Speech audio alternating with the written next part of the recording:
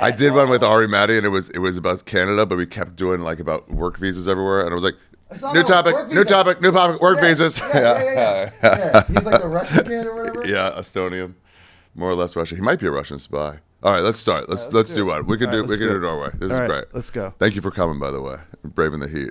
Are you rolling? Work pen. Yeah, we can start rolling, whatever. Cool. But I'll do an intro. Okay, good. Where you been and where you going? This is Ari's travel show, yeah. We're gonna talk about travel today. It's You Be Trippin, yeah. Hello, everybody. Welcome to You Be Trippin. It's a travel podcast. Me and a guest every week. We go to a new place. It's just like mostly everything is wrong. We don't know anything about the places. We just kind of like enjoy it. It's the only podcast that is staunchly committed to lighting cigars by matches and not lighters. If you want to connect with the old ways, it's matches only.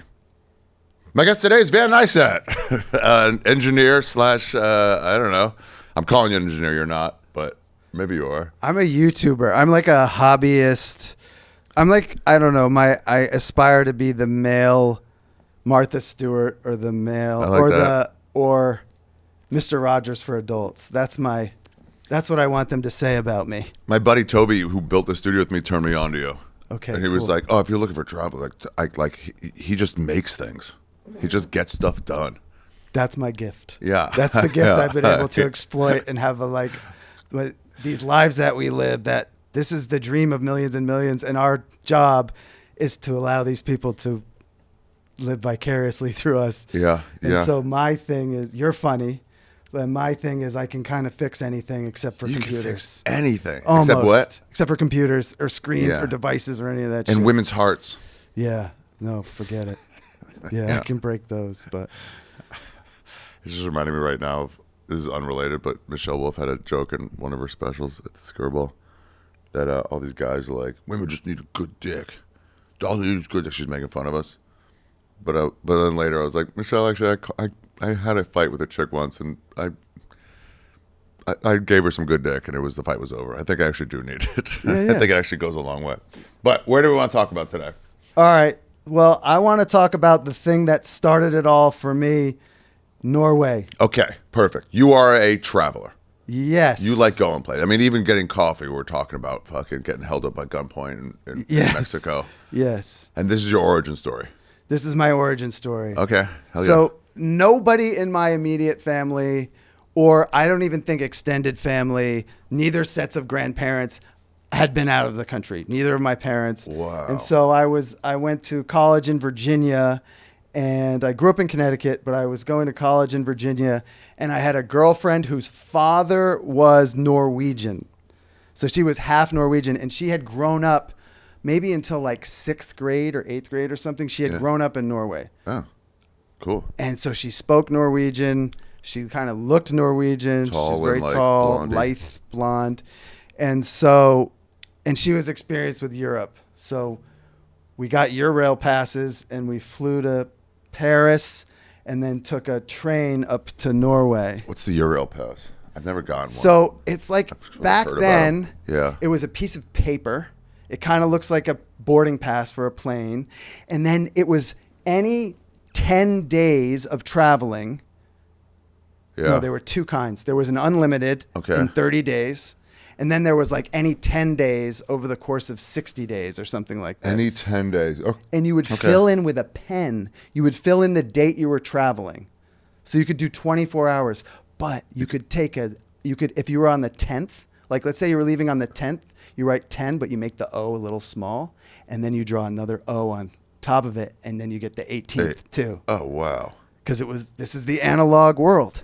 And this is before not before computers, but before the internet was around. This is 96. But it wasn't being used. But it was like the internet then was like augmented reality is now. Like those dorks were using it back then.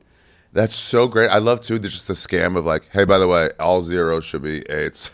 Just when you're writing it, it's just like what's known among what backpackers or wherever you were going. Mine didn't go to my Euro pass. Didn't go to. I think we were going to Portugal, and I didn't have that country on my Euro pass, and so we did this whole scam where I buried the Euro pass in my backpack. We were on a train. The conductor says, "Can I see all your tickets?" And ahead of time, I arranged it so that my friend, while I was handing him my pass, would ask the guy a question. Like, is there a bathroom or is this nonstop or something? And I handed it to him, and the guy just took it, punched it, and handed it back to me. It worked. And I didn't have Portugal on there.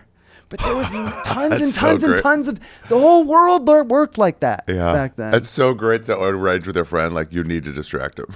Yeah.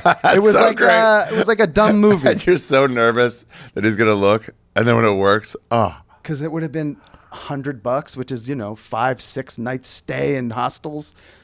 You were hosteling, and then with the girl, it was like her relatives all lived in Norway, which was fantastic because Norway was super expensive. And there was one other. Wait, you started in Paris, went down to Portugal? No, we started in Paris. We went up to Norway took a night train. Damn.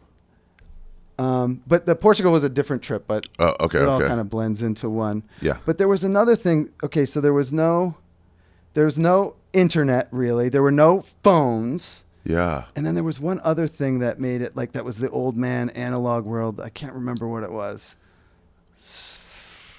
Don't remember. Whatever. But okay. Was it pre-EU? That's what it was. Pre-EU. No euro. So every little country you crossed was all different. And on the trains, if the train was going from France to Norway, they took all the currencies. They took the Dutch guilder. They took the Brussels, whatever the fuck, franc or whatever that was, the French franc. They took the Danish kroner. Yeah. And I was also a separate trip, but my brother Casey and I were in Paris the day they switched to the euro.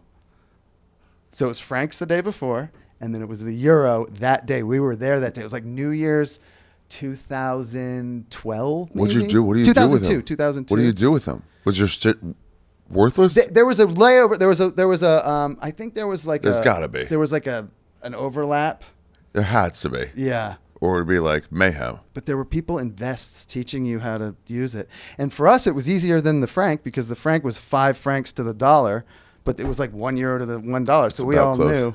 Yeah. And I remember giving, how you give someone like a 5. If it's $6, you give someone a 10 and a 1 and they give you 5 back. Yeah. I was doing that at the subway booth. And the lady just filled the little chamber with change. I was like, oh, she doesn't know how to do that math yet. It's too new. Oh, that's so funny when you do that thing and then they're just like. Yeah. Yeah. I've seen scammers do that. Like people who are really good. Have you seen this? Good at math? Yeah, I saw it one time, a long time. Harry Anderson, remember him? The magician? Yeah. Yeah, the court guy. Yeah, he would have those things like, actually, give me the 20 back. I'll give me a 10. Actually, no, let's reverse this. And he's just walking away with $50. Yeah. And everyone's just like. Yeah. Not me. I would end up doing it the back end. You just give them too much money, getting nothing out of it. Yeah. So you go with this super hot, tall, fucking Norwegian chick. And we go, and I just remember, you hear your whole life how America is the greatest country in the world, the greatest country in the world, greatest country in the world. No, everybody wants to live here, blah, blah, blah, blah, blah. But then there's a kind of a caveat where they're like, well, except for Sweden and Denmark and Norway, And I just remember everything was like rich people shit is here. The Scandinavian countries. Just like the trains were immaculate. The doors, like when you went to someone's house, the way that the door would shut and the little bolt would go into the receiver, click, perfect. And there was the perfect amount of slack. I lived in an old house growing up, and you had to jam lift it, pull, and it was just a series of that. The Danish train had every car had a little kiddie section. It was like a little playpen with toys in it for the children. Whoa. Our train, you go from Denmark, you take a ferry to Sweden. Denmark, okay. The train pulls onto the ferry. There's tracks on the ferry. Pulls on, and it's like a 1-hour ferry ride. There's like a casino on there, restaurants, and the food is great. It's ferry food, and the food is great. Damn. Oh, you zoom right onto it. And it just pulls up like this? Yeah, it's see the tracks? Yeah, wow. Rail ferries. And then it comes right off? It connects to another track. Yeah. They just lock the boat. Isn't that weird when you get like where you were raised? We're about the same age. Yes. Where you are raised with this, like this place is the best. Yeah. And then you're like, which part? And you're like, I don't know. Yeah. It was kind of like when everyone was like, I'm pro-Ukraine, and they're like, where is it on the map? And you're like, shut up, dude. Yeah. You're ruining this for What's me. their currency? Shut up. Yeah. I just like what I like. Yeah. The thing about America is it's the best for people like us. It's the best if you're an entrepreneur, if you're like a go-getter kind of guy. Yeah. It is the best. I mean, it's the best. You can imagine a weird job. I'm gonna bring a GoPro with me and go. This is what I'm doing. Yeah, in what 2 you weeks. do. I'm going up to Montana with my son. Yeah. On this little mission, and that's when I'm gonna get paid, and they're gonna pay me as if I'm a doctor. You can do that here in America, but first of all, as you know, it's almost impossible to do these kinds of glamour jobs. It's almost impossible because of how hard it is, The odds are how much against it. competition there is. Yeah. If you're just a regular person, you know what? I want to have a family. I want to do a 9-to-5 job. I want to go to school, get trained for the job. Fucking Scandinavia is your place. Because Norway's super, super rich because they have tons of oil up there. And their system's different. So like, Oh. You know what I think people get mad about when they talk about is America, they, like the idea that if you go like, well, it's not the best on this is one thing. People go, you think it sucks? You're like, no, it's amazing. It's just our trains there's suck. It's like, is Wilt or Jordan better? right. And you're like, well, they're both great. Yeah. You don't have to go. Wilt had 100 points in a game. Yeah, and exactly. Jordan didn't. Well, about 20,000 bitches. Yeah. You know? It's like, you can't take that away from. That should go part of the Hall of Fame balloting. Jordan probably had 30,000, but he was quiet He was about it. quiet about it. It's a different scenario. Yeah. You ever hear that Too Short song? No. 19,999 bitches. Oh, no, I don't know. It's just, I'm coming for you, Wilt. Oh, He's just like, he's wow. fucked 19,999. Wow. So yeah, it really is. The way people, I'll give you America's best in national parks. I've never seen anywhere like it. Oh, that's true. Number one. I'm going to 3 in a couple weeks.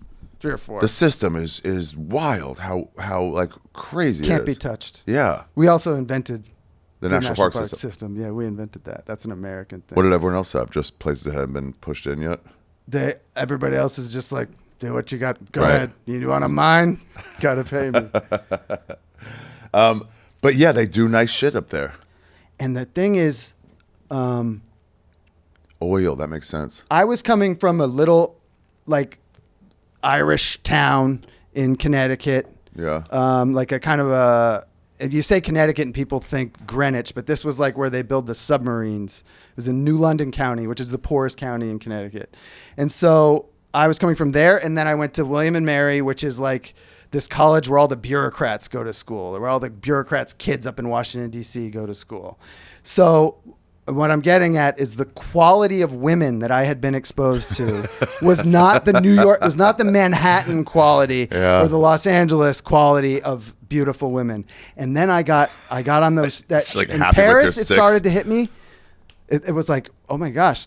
And then when I got like in Denmark, Yeah. it was just like, holy shit. And then I started getting, I Denmark just started like chicks. doing an inventory, and we pulled in, and there were all these girls, like, you know, I was 21 at the time. So these were high school girls, 17, 18-year-old girls. I think they were waiting to take the train like home from school. And 100% of them were 8s and up. And it was like, oh, it's just it's this, I mean, you know, Hitler caught on because Like he had some good points. those chicks are pretty hot. But Dude, there was this old episode of Buck Rogers or Yeah. something like that, and he's like seeing different people from different planets, and there's one guy who can like bend steel rods, and he's like that, and we're like, wow, he goes, on my planet, but he goes, I'm actually a weakling. He goes, everyone can do that real easily. I'm Yeah. weak where I'm at. Yeah. Yeah, 8's there, like I'm a bit ugly. You know, yeah, like, yeah. They really are so fucking across the board hot. 7-Eleven workers are like, what are you doing? Yes. Why are you here? Yes. You should be a model. Yes. You come to America, you're queen. You'll whatever town you can destroy whatever You town could you be move the in. mayor Yes, of any town in America. And this is just And you're working a 7-Eleven in fucking Stockholm. and they have little chairs when they sit on the. Their cashiers have chairs. Remember? Oh, I don't. The cashiers sit at the cash register. Instead of making them stand. Yeah, it's kind of. What? Why not? Why not? Why would you make them stand? Why do we make them stand? I don't know, because it's like that. If you got time to lean, you got time to clean. You Like can't clean. American You're a cashier. ethic. I don't You know. can't do anything. You have to just wait for the next person. I'll bet you it's like an OSHA thing. The vestibule is too small, and if there's a fire, you could get trapped. It's probably some stupid regulation bullshit. But yeah, even in Paris, they sit. They got the. Oh, that's great. Hi, guys. Breaking into today's episode to let you know a little bit about the guest, Van Neistat. What a traveler. I mean, he is really living it. Doing it with kids. Doing it on his own. He's an author. He's a YouTuber, creator. I don't think he would call himself an influencer, which I'm glad. I once met a lady, and I said, what do you do for a living? She said, I'm an influencer. And I assumed she was joking, and I laughed in her face. Because I'm like, what's your job is to influence people? That's a propagandist. You make sketches. Do something. Van Neistat does something. He makes these cool, like, how-to videos. He is a film called The Spirited Man, which is just a bunch of creation. He's just showing creation over and over again. You can find it online right now. Follow him on YouTube at Van Neistat, VanNeistat. On Instagram as well, Van Neistat. You can go get thespiritedman.com, or you can go to his website, van.neist.at. I want to read you his bio that's in here because it rules. He said, Van Neistat is a filmmaker and artist from New York. The following biography by Tom Sachs was stolen from the book Nautical Challenge. Van Neistat is an alcoholic from Maine via Connecticut.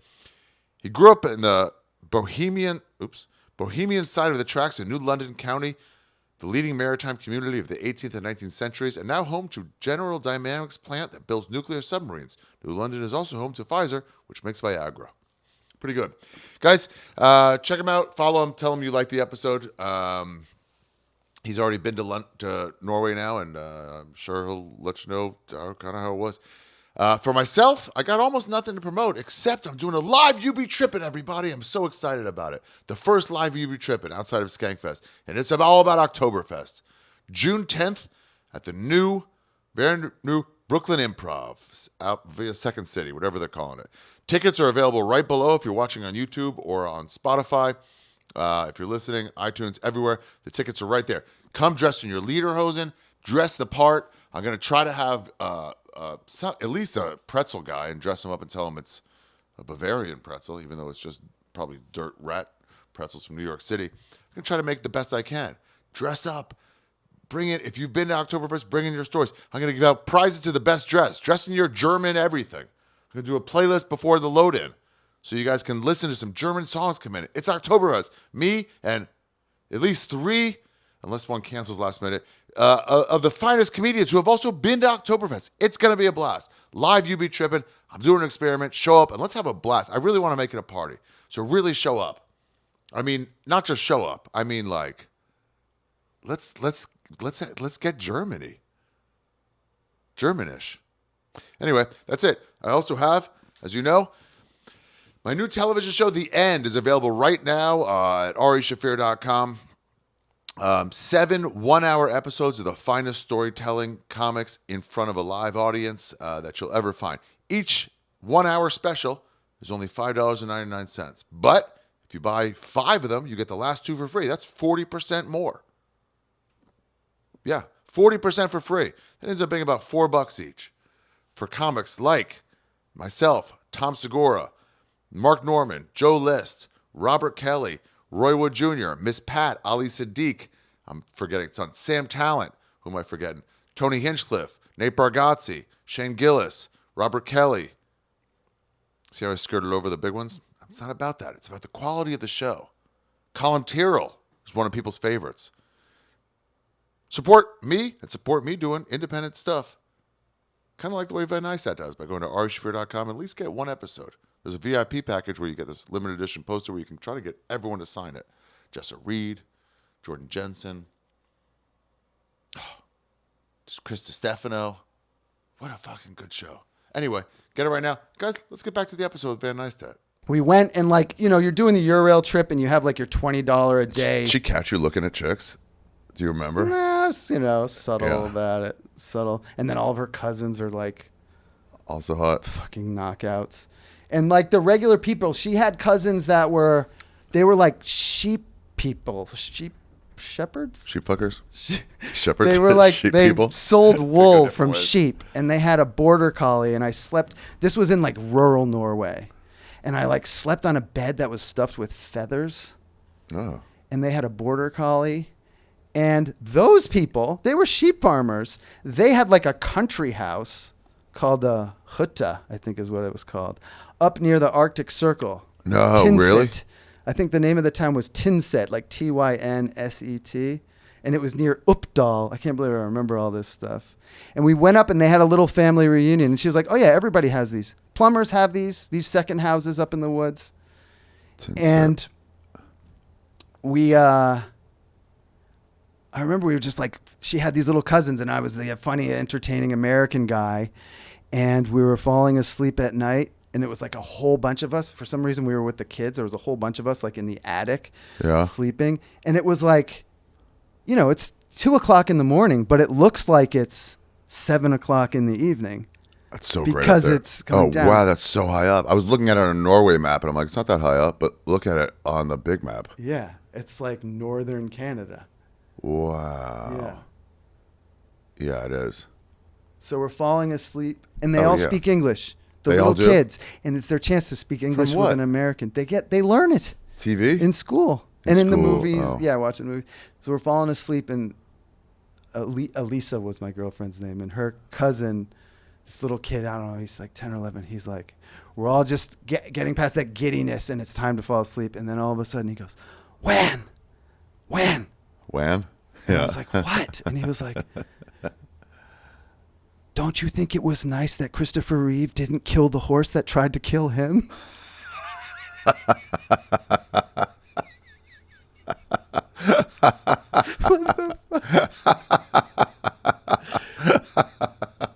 That's all he's been thinking And about? it was just, I couldn't stop laughing all night. It's like, has he been waiting for an American to ask that? That was an earnest question? He's a sheep farmer, this Oh, yeah. kid, he's like death that tried to kill him. His name- There's so many levels of that. It's like, well, the kid, they didn't even, he didn't bite him to death. so cool. And the best, and then we went to So you just went around Norway with like family in stuff? cars and on trains, and I just got exposed to like, because that is seen as like the most sophisticated, I think. I mean, France is probably the fanciest place in the world, but the Norwegian, like they're just their life. Oh, here's the thing: Norway, ski. That word ski, that's a Norwegian word. And if you look up the stats on Winter Olympics, like Norway, it has like fourfold the next country in gold medals or in medals. They have like 4 times Russia. That tiny little country of 4 million people. So there's ski air. Like, look at that. Norway has. Okay, no, I'm wrong. It's 100. They have. No, but they shouldn't be more than the United States. They have 4 million people. Yeah. They have like Brooklyn is their country. Maybe it's 5 million people. 405 medals. United States 330. That's crazy. They outdo the United States. We have winter areas. Yeah, we have. I get that they would get us in like cross country skiing. Right. Sure. Yeah. But then, like, do you ever see those stuff about them fighting the Nazis? No. So they're all in white. Yeah. Ski, snipe, ski, snipe, ski, snipe. And the Nazis are like, well, nobody's trained for this. We're like, get the fuck out of here. And then they just left? I don't know. But they're just like, we can't beat these guys. It's like one-offs. And it's like, they're just like, you see a blinking of an eye from far away. That's it. And they're such good skiers. They're just gone. And then that must be like biathlon, right? It's cross-country skiing right. and shooting. Should have got them on the lift. Yeah. That's what they should. The Nazis should have been like, just fuck the lift up. It does go down. I don't know how they. I don't know. Maybe I don't know the whole Did story. you ever hear this? That in Denmark they were occupied by the Nazis, and you know how the Nazis made the Jews wear the Star of David, Yeah. the yellow Star of David. So the king wore one. The king of Denmark won one, and then all of the citizens wore them. I am Spartacus. Yeah. Wow, really? I don't know if that's true, but I've heard that story. I hope to God that's true. Isn't that fucking beautiful? Yeah, they're all like, we'll do it. Fuck you. We're all wearing them. You could make it cool. What do you mean? Oh, the Star of David? Yeah. Yeah, the IDF makes it cool. Come on. Yeah, exactly. There's a way to like, yeah, it's pretty. Also, a throwback at this point. Yeah. Everybody's doing. Oh, you got that star? Yeah. Nice. It's being like a What is Black that, felt? Flag fan Yeah. or something. Yeah, exactly. Yeah. Yeah. So, what'd you do out there? Just drove around? You know, I was just traveling. I remember like I was always hungry, and then you're on this budget and you're in Europe and everything's super expensive. And the grandmother would pack these incredible lunches. And like there was a law in Norway where you could only feed your workers salmon like 5 times a week. Because salmon is there's so much salmon up there. So you have to cut it back? Yeah, you can't feed him more than that. And so everything had this amazing. She would pack all these sandwiches with delicious like poached salmon, and she made this rhubarb like jam. And so we would have rhubarb, and then the salami and the cheese there is so good, and the bread, and we would have like cheese, bread, and rhubarb with salami. There had this park. Yeah. Is that their food? Rhubarb? Does that grow there? I don't know. I think she had it like in her garden or something. Wow. The best strawberries I've ever had in my life were in Lillehammer. Remember they had the Olympics in Lillehammer? Yeah. I went and visited Lillehammer. It was just. How long were you there for? I think I was only there for maybe a week or something. But it was like my first week of foreign travel, and the language was so neat and weird. There was, I had a picture of it, and on the elevator, next to the elevator button, it said I, the letter I, and then FAHRT, I fart. What is that? I don't know. It means it something, meant like right? fart or something. It meant like up or down or something. What was the feeling like being in another country the first time? I'm trying to remember. It's like when you were trying to describe mushrooms to somebody and you're like, I've done it too many times to remember what it's like for the first time or drink it for the first time. The world is more homogenized now. It's more Americanized now. Like everywhere you go is a Ferragamo store. But then it was different. And what was it like? There's a smell. It was cool. It was like not hot because you're up north. And I was down in Williamsburg, Virginia, which is a swamp. It's like 100 degrees, 98% humidity. So it was cool. It was like that. And then you felt foreign. So you were foreign. So you were a little special.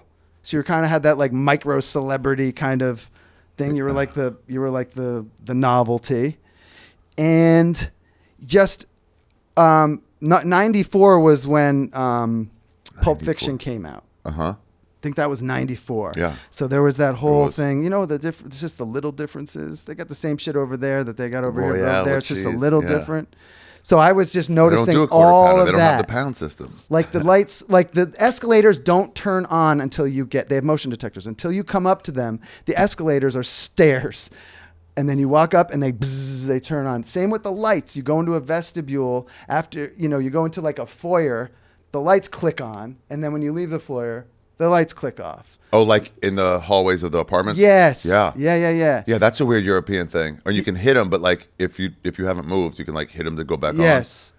But yeah, it just like gets you going and then it goes off. The cars are smaller, not as nice. Like they don't have as cool of cars. They don't have the variety of cars.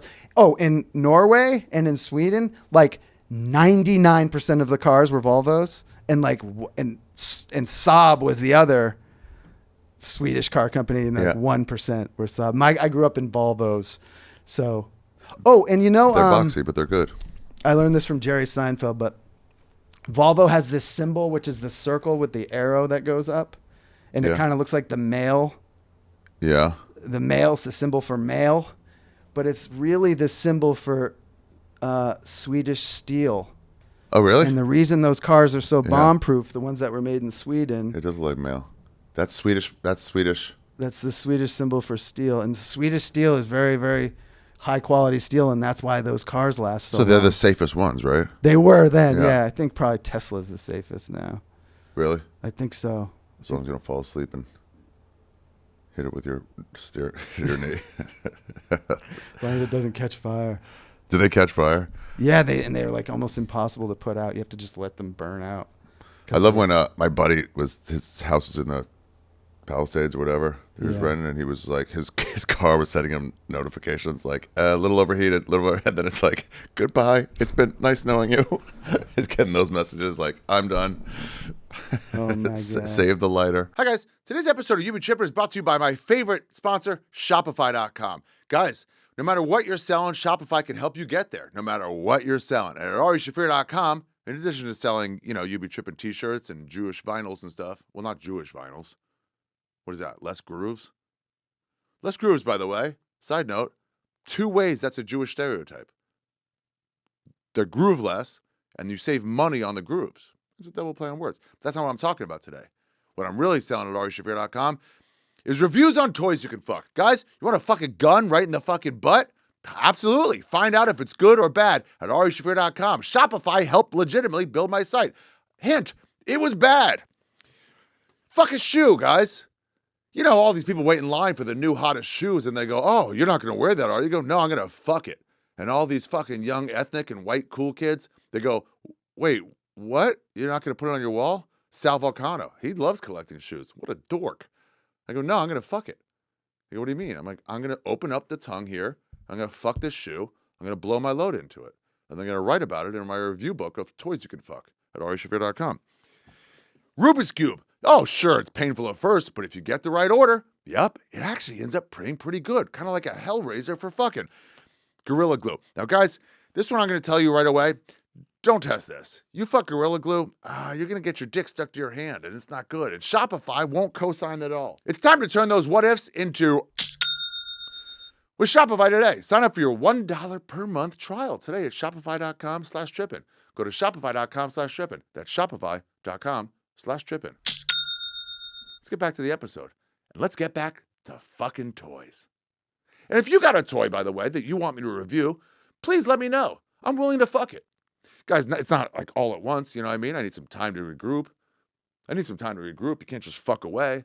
Because a lot of these guys, okay, before we get back to the episode, I'm just going to tell you this right now. A lot of fucking toy fucking reviewers will just do a little bit of feeling and move on. It's not me. You got to do it to completion. And then you got to lay there sometimes. You got to kind of cuddle with your doll. You know, you just fucking put a load in this shoe. You could just like say, okay, let me start writing. But sit there with it a little bit. Let it drip out, you know? See what it does to you. Maybe you put it in maybe a little mustache. I don't know. You know, but you got to let it find you. So I take time and effort. So if you have a toy you want me to test, but fucking or any sort of other household item, please let me know. Write to me on Instagram at Ari Shaffir, and I'll fuck it for you if I can find it. You know, a lot of guys aren't willing to do this. Fuck a hat. Okay, I gotta go. Guys, don't forget to go to Shopify.com. They built my website. They can build yours too. Shopify.com. Let's fuck a hat. Back to the episode. This is so fun. That's what I love about going to new places too, is noticing those little things. It's tough to remember later. But as you're there, you're like, oh, the escalator doesn't go on until you get there. Yeah. Oh, IKEA. This was before the American IKEA thing. This is probably before there was a single IKEA store in America. And I remember like how good quality and how tasteful and how good the colors of all the furniture was. And I was just like, what is this furniture? And it's just from IKEA or however they say it. And it's like, what's that? And at the time, the guy was like the richest guy in the world. They're like, you don't know what this is? It's just boxed stuff that you put together. And then it made its way across the ocean. Now you can kind of get everything in America that you can get around the world. But back then it wasn't that. There were things that were unique to the places where you went. Was there a camaraderie of just the Scandinavian countries, like trade with each other? I think they're very competitive. They're like, oh, those disgusting Norway. So I think the Norwegians, like the Swedes, and like I think the Danish, because they're all Danish like colonies. I think the Danish are like the most highfalutin. Like you went to that restaurant, right, in Copenhagen? Noma, yeah. Noma? With Bobby Kelly. What was that like? It was highfalutin. Yeah. For sure. It was just like an experience. I've never done one of those before. I've done them since, you know, like we'll take you on a journey, you know, culinary journey. It's like that movie, The Menu. Oh, 100%. Yeah. Yeah. Yeah, 100% is based on that. Yeah. The movie is based on this, where it's like everything is like one of the meals was moss, Oh, come on. fried moss. So it was like this big and like light area, and you're like, all right. And then they clear it. It was a 26-course meal, so you're not filling it. It took 3 hours, and then they say when you're done, you go get pizza Yeah. Okay. because it never Sure. fills you up. Yeah, It's yeah, just yeah. not about that. Yeah. But God bless him. God bless him. Highfalutin for sure. But honestly, though, $500 wasn't the craziest amount. No. I That's expected it within to be like everyone's 2-3 reach. grand each, and it was 500. Yeah. So it's like That's why I went out of business. Yeah. That's why they closed. I mean, a New York meal. It was a wine pairing too. So a New York meal with 3 glasses of wine. That's $150 easily. Right? Yeah. LA's probably close. Yeah, yeah. Any nice restaurant. Yeah, yeah. So it's not like crazy. No, that's fair. Yeah, all the meals were great. Norway is kind of seen. Oh, I read this book way after the fact. I probably read this book in like 2015. There's this guy, Karlova Skarsgård, and he wrote this book, this series of books called My Struggle, Yeah. like Mein Kampf. Oh, really? That's what Mein Kampf means. Oh. What was his struggle? Like being Also a, Jews. being a writer in Norway, I guess. I don't know. But it was just like it was pretty good, but it was very just like basically kind of like a transcription of just his life. It just felt like an autobiography. But it was very good. But oh wait, I forgot where I was going with that. Oh, but in that book he talks about how the Norwegians are kind of looked at as the redneck Scandinavians. Really? And I think that's what I love about it. That's what I think. I mean, but they're like Yeah, they're like Denmark doctors and lawyers are here. Is right on the line of regular Europe. It's on the continent. Yep. Yeah. And so Finland is Russia. Finland isn't even Finland's considered Russia. Scandinavia. Estonia's Russia. Latvia's Russia. And then Poland and really Ukraine, you're kind of like borderline areas, even Romania. Yeah. It seems like Eastern Europe. But like, yeah, Denmark is so like technologically advanced, and just everything's like past everything we have. Like the I women haven't are been there all in 30 years. real. Like you can't buy them a drink. They're like, why? Okay. What do you mean? I mean, you can get this around Yeah. if you're going, but like, what do you mean? Like, it doesn't even. It's not like, hey, don't do that. It's like, I don't even get it. Why would you? Yeah. You know? Yes. Because they make the same. Yeah. So there's no Yeah, like, there's sure. not even a thought of like. I also love that in Denmark they were just leaving their baby strollers outside full of baby. Okay. You know, and we're like, what? And they're like, yeah, they were shopping inside. They didn't want to bring their kid in. Yeah. And you're like, yeah, but it's just a baby on wheels. And my friend was like, well, what? What are you gonna do? Steal it? Yeah, who would steal a baby? And you're like, damn, my country Disgusting blows. Americans. Fuck. Were you fucking this chick the whole way through her Yeah, family yeah, backdrops? Nice. Yeah. She was my girlfriend. Could you do it at her family's house? I don't really remember. Just sneak out to a midsummer camp I and don't really remember. it was summertime. It was summer. Did it look like midsummer? I kind of feel like, I don't know if I'm bringing, after seeing that movie, I don't know if I'm bringing it to that, Uh-huh. but it kind of was that. But it was more rainy. Oslo, which is where the grandmother lived, that is Okay. an incredible town. That is a beautiful town. Agree, but explain. Well, there's like this, there's like, it's kind of like LA. There's like the port where the beautiful water that you can swim in. You know, it's a port and you can swim in that water because it's perfectly clean. Really? Yes. And then there's like all this futuristic modern glass buildings. And then the houses are kind of up in the hill. And there's all these like walkways through gardens that are very beautiful. And there's this park called Vigeland Park. And it was this sculptor's life's work where the sculpture's in this park. And it's the life cycle of a human being. So it starts off with like a pregnant woman and then an infant and a baby. And it grows up and blah, blah, blah, blah, blah. And it's all over the park, all these sculptures. And then like, there's all these antique stores up there that the housewives of the rich bankers and stuff for their hobby. They have the antique stores up there, and they had ski areas. See this thing? Yeah, it's this thing. Yeah. It's this Vigeland Park. He's just kicking this baby? Frogner Park. Vigeland Park. There it is. Is he beating up a baby? He's just, he's got a lot of kids. He's got a. Well, what the one's falling is that He's trying to catch him. Maybe. he could be trying to catch him. This is open to interpretation. Yeah. He could be like when your cell phone drops and you're like, oh, it's Yeah. gonna crack, so you try to stop with your foot. Yeah. I mean, It that's could be kind of that. what it's like having kids. It's like juggling. How many you got? I got 2. He looks like he's bashing them all off him too, like they're attacking Could him, be and he's like that. doing the Superman It hit. could be that. But kids, see how they're all laughing, the kids? They love roughhousing. Oh, maybe he's throwing him in a pool. Yeah. They love roughhousing. Yep, uncircumcised. Yeah, not bad. I mean, It's cold up there. it's so cold. It's Yeah. a grower. Yeah, it's gonna be a grower. Yeah. I can't get it off. Oh yeah, for sure uncircumcised. You rarely see uncircumcised sculpting. Wow, it's even got the hole for it to come out.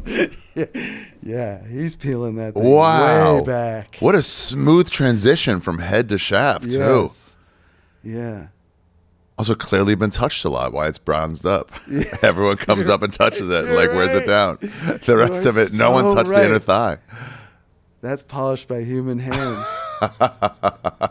Are the baby wieners polished? Because that's Oh, yeah. disgusting. You can't do that. It can't. I mean, they can't get up there. It'd be this one. Damn it! I fucked this up. All right.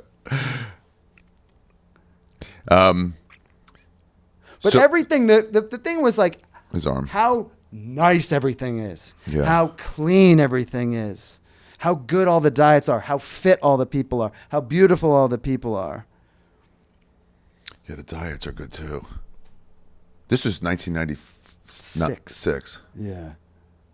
Did you notice? Do you remember anything about like the way you felt from the food? Every time I go to Europe in general, Oh, I know. Jesus. When I came home, still to this day, when I go to Europe and I come home, I'm sick for a week. Diarrhea, and Where do you think it is? America? it's America. Yeah. Yeah. Reintegrating your It's the- system into something shitty. Because there's like weird. I mean, RFK, he has a point. Yeah. I think there's a lot of poison in our food, a lot of chemicals in our food. Crazy thing, even when I eat like shit somewhere, I lose weight. Yes.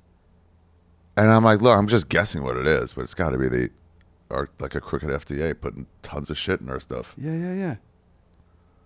Or maybe they just have access to like more organic stuff. Maybe it's just easier for them, but still. They got all these rules there. I remember visiting Austria and was with this Austrian man, and he said Nice. even sounds hot. the food has to, all the meat here by law has to be organic. So he's like, you go to McDonald's, you're getting organic beef.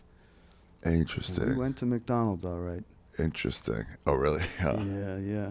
I love in McDonald's when they have different like regional stuff, like poutine Yeah. in Canada, and you're like, what? Or like Yeah. brown sticky rice in Thailand at Yes. McDonald's. I'm trying to think. We went to one in Bali. What Trying they to think have? what they had.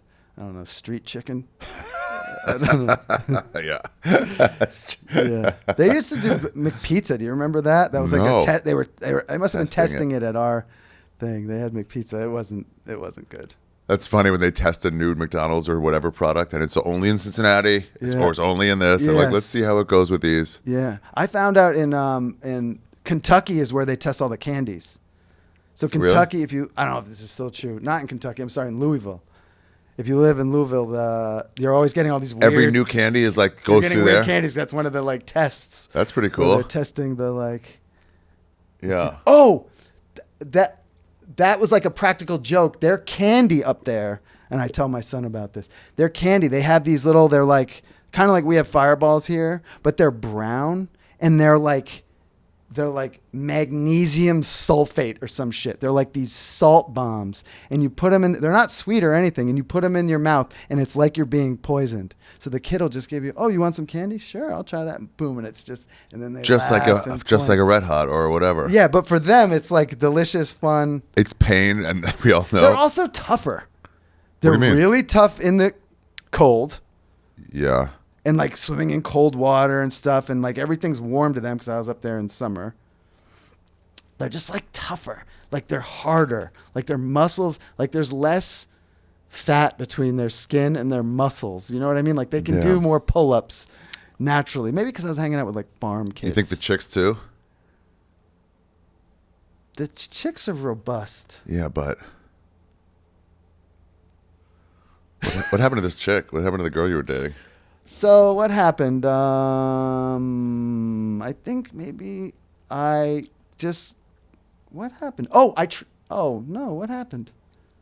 I think she like the summer came, Yeah. and then she went off somewhere, and we young. broke up, and then Yeah. I went off somewhere and like blah blah blah. It's funny when you're like, well, I got to go for 2 months. You're like, well, that's a sizable percentage of our adult lives. Yeah. 2 months. So yeah, let's move on. I was with her for over a year, I think. Nice, bro. But so that's what kicked it off for me, and So I then, remember yeah. booking it. Okay. Like booking the whole process. So the way I got money for it, this is why I don't have any sympathy for people. You're pretty good at being like, you don't need money to do anything you want. But I might just be stuck in the 90s. I might be wrong about that. It might be different now. I think there's definitely places, I don't know. I think there's places you can't do without money. Right. There's, But you can do there's Mexico certain without money. experiences you can't have without money. Right. Scuba diving is never going to be cheap. Right. But like, it's yeah, you can get, I don't know. I heard you say on this podcast that America was the worst place to travel. Why? You didn't go into it. It's the worst place to travel? Within America. Oh, I mean, yeah, the system, the plane I just systems. planned this trip to Montana, like a Yeah. 3-week trip. And it's like, shitty hotels are insanely expensive. And there's no, like, you can't go way down. Yeah, way down. It's like, well, we have bed bugs. It's a bed bug in.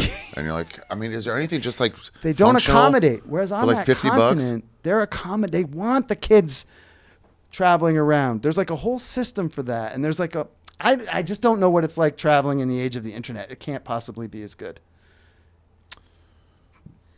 It's also like we have a weird highway system, which is great, but also is like, it's also separates you from the land. And we don't have the train system. And there and wherever else, the trains, right? Your trains also, like you're seeing the landscape change. Yes. And you're driving on 2-lane highways. Yes. With the mountains behind you. It's not I don't know.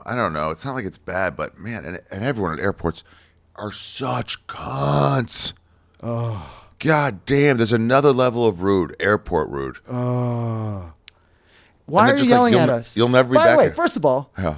laptops come out of your bag. Yeah, like- No, we're not waiting All on right. you. You're not waiting on us. Yeah. We're waiting on you. You're the bottleneck. Yeah. And also just tell us individually. You Hey, got sorry, nothing keep to bringing the do. thing out of yeah. I will say this, and this might just be like right-wing propaganda. Yeah. But I will say this.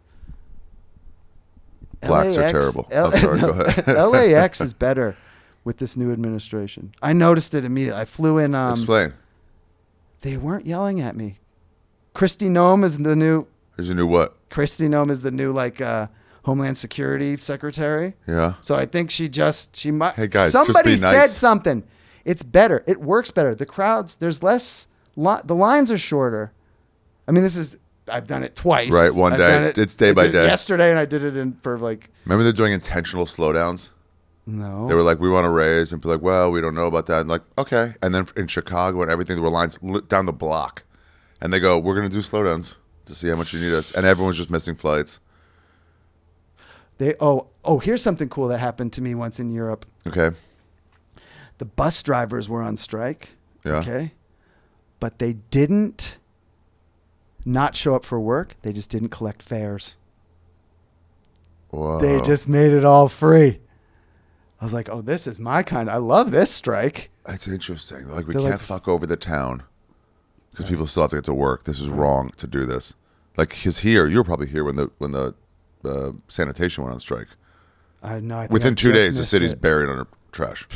Don't like- fuck with those guys. Yeah, so it's like Whatever really they want. whatever they want, they get. Yes. So yeah, so you got to make sure they're happy. But like, that's funny. Like you can still get on the bus, but the city will make no money until we get paid. That's right. Okay. Yeah. Oh, it rules. Super cool. It seems like there in Scandinavia, probably Norway too. It's just like a care about the citizens. I feel that. I really, really think so. I think because it's so small And homogenous. and homogenous, and the family history. It's not nations of immigrants. These are indigenous people. And it goes way, way, way, way, way, way back. And the culture is so thick and strong and forged that you're really not going to fuck over people. Yeah. I think there's that. And you remember in 2008 during that financial crisis, I think it started in like Iceland. I think they were like one of the first European countries. Yep. And the Icelandic people, they fired everyone. And they replaced them all, like the leadership, with women. They didn't. Nice. Why? I think that's what ended up happening. On purpose? I or don't just remember by why. chance? I don't know if it was like, I don't know, but I remember that was like, there was like a women's coalition. Yeah, I remember going afterwards, and they go, "Oh, you bailed your banks out. Why? They failed." And I'm like, "I don't know any of this." And they go, "Yeah, but if they failed, shouldn't you have just fired them all?"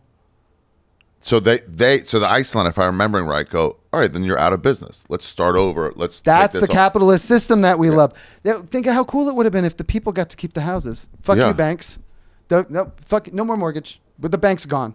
The banks are going, "Yeah, we're not doing that." Instead, they took the houses. They paid for them. They bought them for the banks with the people's money that they fucking.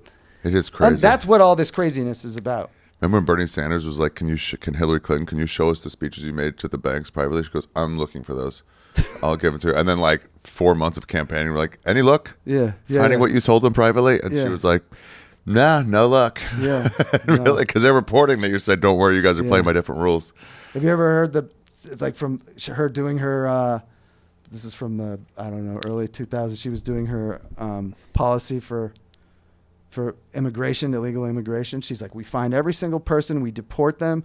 Maybe we have a program where they can work, but they're going to pay back they're going to pay back. It was like exactly MAGA. It's so funny to see them. Also, their stances on like gay rights.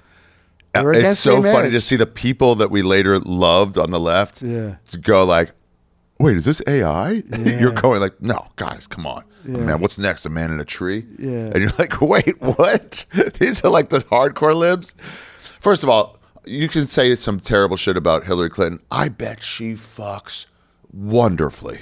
Go on. I bet she is wild. How else would she attract a guy who can fuck anything? I bet she cleans his dick. I mean, just drains it in a level that you can't. You and I, we get normal puss. She So was you have to pretty- separate yourself. You go back and see those pictures when he was like governor, pre-governor. Yeah, that's how when he got her. She's got that like evil, like not evil. I'm sorry, that innocent, that fake innocent look on her face. I mean, is Yeah, that see? her? Little. Oh yeah, Where's she? Yeah. Oh. that one. This one. Yeah. is yeah, like yeah. coyish and like she hadn't had the butch haircut yet. Boy, that's the word. That's an ingenue. Yes. And she's like, "Hello, Bill." Still hot there. Is that first This one? lady of the nation Could be. or of Arkansas? Oh yeah, mate. Where is she from? Is she from Chicago? That chick's cute. That chick's will kill you. Yeah. No disrespect, Hillary Clinton. I love everything you've done. I actually did a project with her. All once. hail to everything you are. Please, I'm on your side. Okay, go ahead. You did a project with her? Yes, my What'd you brother do? and I. We used to do. Our friend Tom Healy was like the CEO or the chair of this thing called the Lower Manhattan Cultural Council. Yeah. And what they did is they found spaces for artists to work or live in, and so they'd have these big fundraisers every year at like Cipriani and all the rich people would go, and they would do an honoree video where they'd honor like 5 people, and. Oh, really? Bill Clinton, we did him one year. Oh, no, that was a different project. No. But she was one of the honorees. I think it was when she was senator or secretary of state. Okay. And so we went and met with her. No, she was senator. We went and met with her in some, like the Hilton Hotel up in like How was it? Times Square. She was like super charming. I get it. She was like super charming, very friendly, well-organized machine. We like sprung an idea on her that we didn't like. And she was. We were like, "Oh, can you make us an original piece of art?" And she just like drew a funny picture, and she like, she. I bet kinda all got those into people it. when you meet them, they're like, "Oh, I see why you're a leader." Yeah, they're super charming. Yeah. They're very. It's not just chance. No. That's their thing. Yeah. That's what they can Charm. do. They charm you. But getting off her.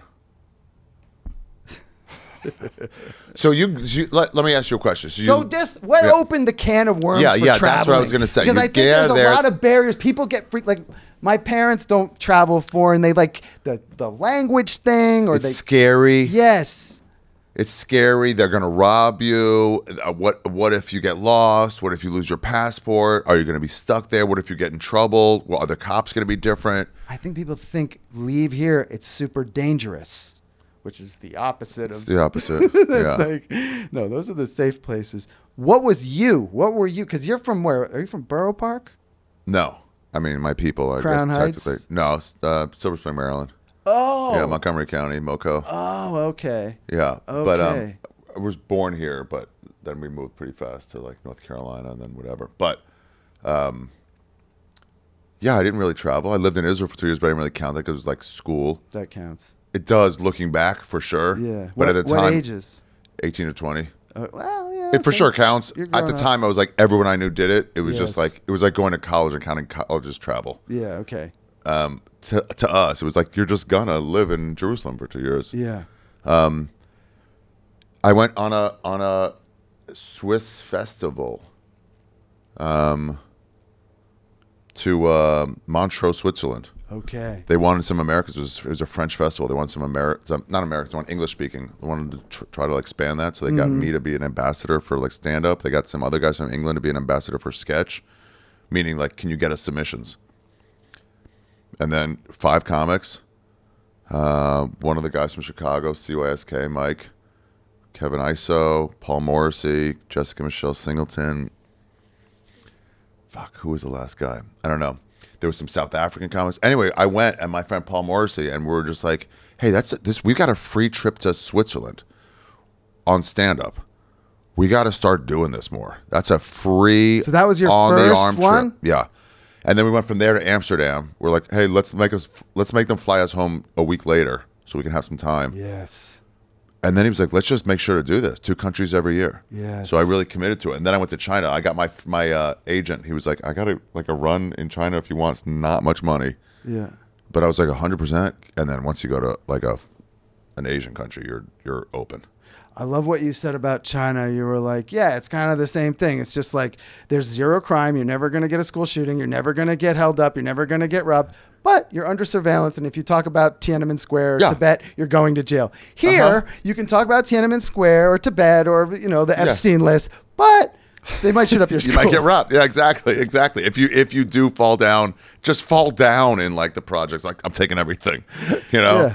But like, yeah, it's all different. And just like, it opens you up. So this trip seemed to open you up. This trip opened me up, and then I remember, like, it was just the 90s was it was different, Ari. It was Yeah. different in the 90s because I remember $289 round trip Paris tickets from New York, $289. Which, let's call that 600 now. Yeah. That was on With Air inflation. India. Air India. Wow. Yeah. We That did it. must have. So what, do people just shit in the aisles? No, it was like an To be old plane, authentic. ashtrays, old like upholstery. It was so cool. It was so cool. Damn. I flew Air France when I flew to Paris to go to Norway. You could smoke on the plane. I smoked in the back. Yeah, you could still smoke in Europe In back the then. 90s? Yeah, 96. Yep. That's the end of You it. could smoke. There was a smoking car on all the Cross trains. country also was like, they were like, all right, not cross country, international. Yeah. But like domestic was the first to go. Right. And then like, but international, you can't go 6 hours without smoking. No. Yeah. Oh, I know what I was going to talk about. Booking. There was all papers. How did you do it? It was all, you had to look up. I can't remember. There might have been a special paper you would get, and you'd go in the back, and it would be like student Europe trips, blah, blah, blah, package deal, blah, blah, blah. How and could you'd you get like a single call hotel? a travel agent, and you'd like call in your credit card. And this is like when the debit/credit card, because I don't think I had good enough credit, maybe. Yeah. It was like when the debit credit card thing was invented, so you could just put money in the bank and then spend like it's a That credit much? card. You could give them the number instead of having to mail them. You might have had to mail them a check. This was like the age of traveler's checks, which it turns out you never really needed to use because you could just use your ATM card.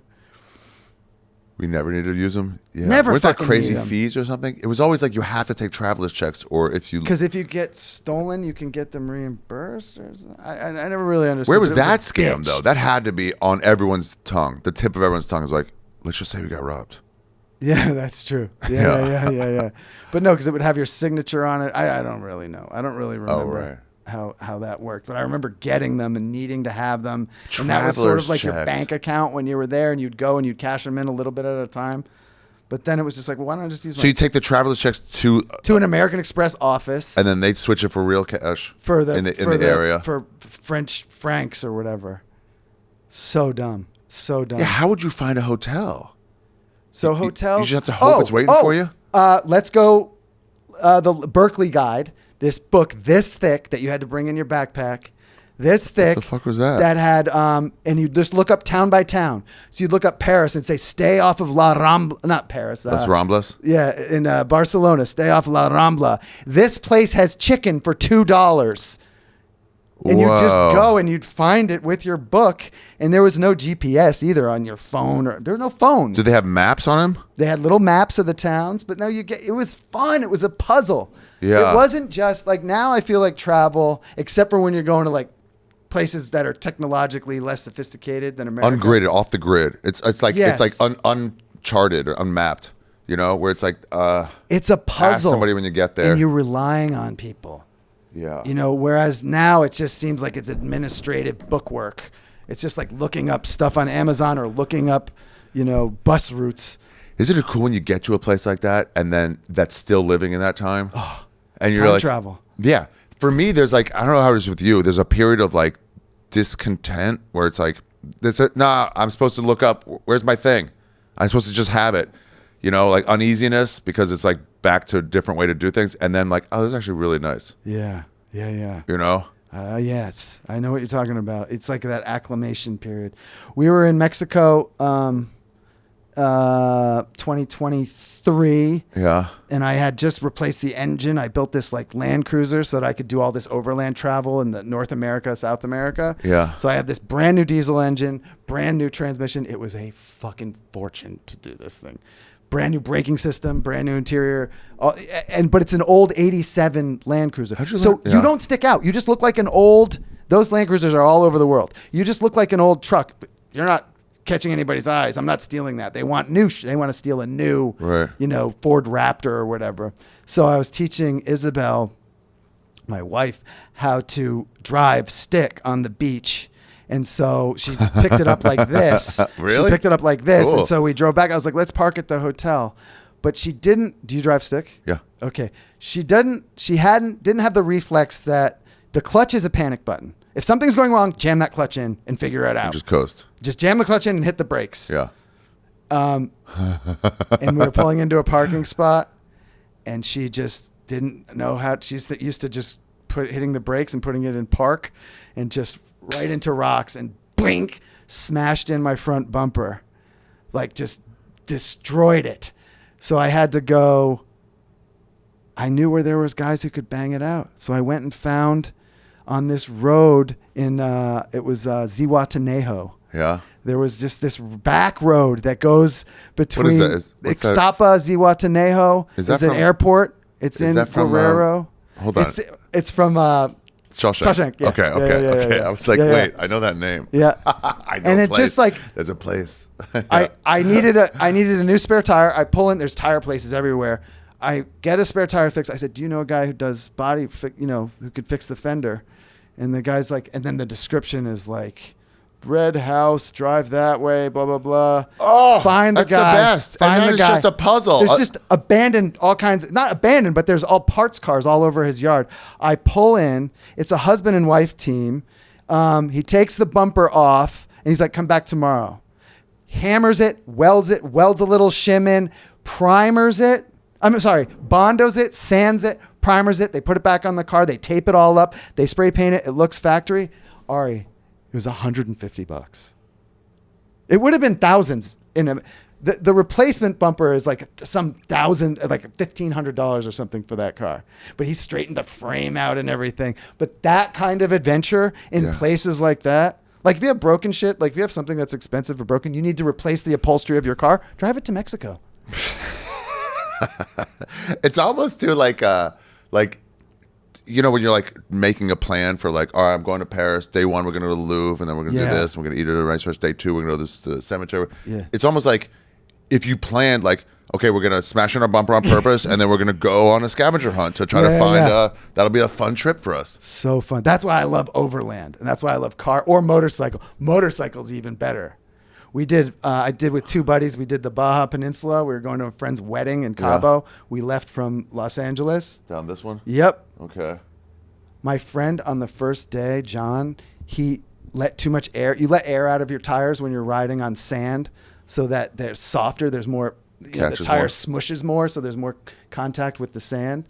It's easier to ride, and he let too much out, and he dented his rims. And so he got 11 flat tires in 2 weeks. It just kept flattening. And we had to change them with your hands. You have to get that fucking thing off the rim with tire irons. You're in the middle of the desert. But a couple times we were in little cities and we could go and find the tire guy and do the patches. And that was kind of an amazing. It got old. Changing those tires got old.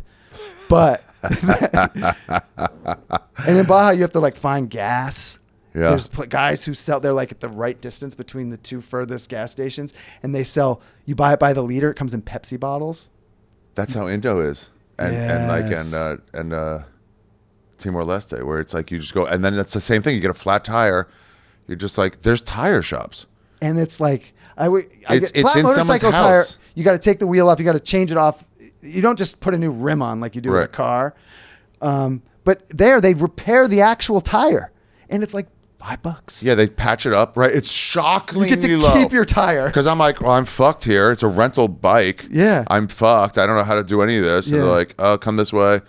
You let your kids high five you for like 10 minutes, take a walk around. It's like, you're good. Yeah. Give us a pittance. Yes. It's nutty. Yeah, and those bottles. Oh my God, I'm remembering this stuff now. Yeah. It'll be like something like this. Yes. It's just like, here's Here's fuel. gas. It's on a cart. Yeah. Like, you just where grab did he one or get two, whatever. We once bought from. We went. You to can take one with you if you're going off. Like, take a couple. We had to buy it at a fish camp. We had to buy gas. It was What's a just fish like camp? huts by the side of the road where there's all these, by the side of the ocean, where there's all these fishermen guys, and the guy did the like. They don't suck it to siphon it. They blow it and they pressurize and then they lower it and it starts pouring out and then they put it in the. I had a gas can and they filled the gas can up and then we filled our tanks up from my gas can. So cool. So cool, that kind of stuff. But that's kind of advanced travel after you've done. Going off, and it's funny. That's advanced travel, but also dingy travel. Yeah. You're just like, That's we're not right. going to go on luxury. We're going to go. That's right. Sometimes dingy travel, a lot of time, there is no luxury option. Right. There is no, for any amount of money, the nice thing that you as a spoiled American are accustomed to. There is no nice restaurant. There is no nice toilet. There is no nice hotel. It doesn't matter how much money you have. Right. You It doesn't just have exist. Yeah. You just have to do the thing in the place. There are places I don't even want to go to because, like, I have no interest in China. Really? I don't care. It's funny. It's funny that some people like never got me. I don't care. Same with Russia. I'm like, I heard you say that about Russia. It's fine. I don't hate it. I'm just like, don't care Where haven't you been? that I want You to. want to go, yeah. High on the list now, Morocco and Japan. Those are I been. did Morocco and I did an adventure. What'd you do? What's an We adventure? went. This was like a woman Did you teach yourself how to? I was fix married everything? to, my ex-wife. Yeah. My brother Casey, he was like, you got to check out Morocco. It's awesome. So we went to Marrakesh. We stayed there, which was cool. Yeah. It very smoky. It hurt my eyes. The smoke, because they don't have catalytic converters. And there were so many stray dogs, like packs and packs of stray dogs. But then we rented with a guide, like Mitsubishi Montero Jeep, and we drove over the Atlas Mountains to the Sahara Desert for What? New Year's to camp. I think this was 2006, New Year's 2006.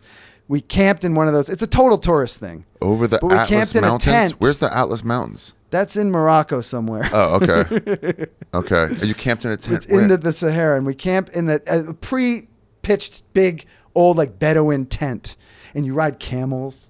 But it's all tourist. You Oh, just right. go and you pay, but you I don't know if it's still. You don't arrange it ahead of time. You just go.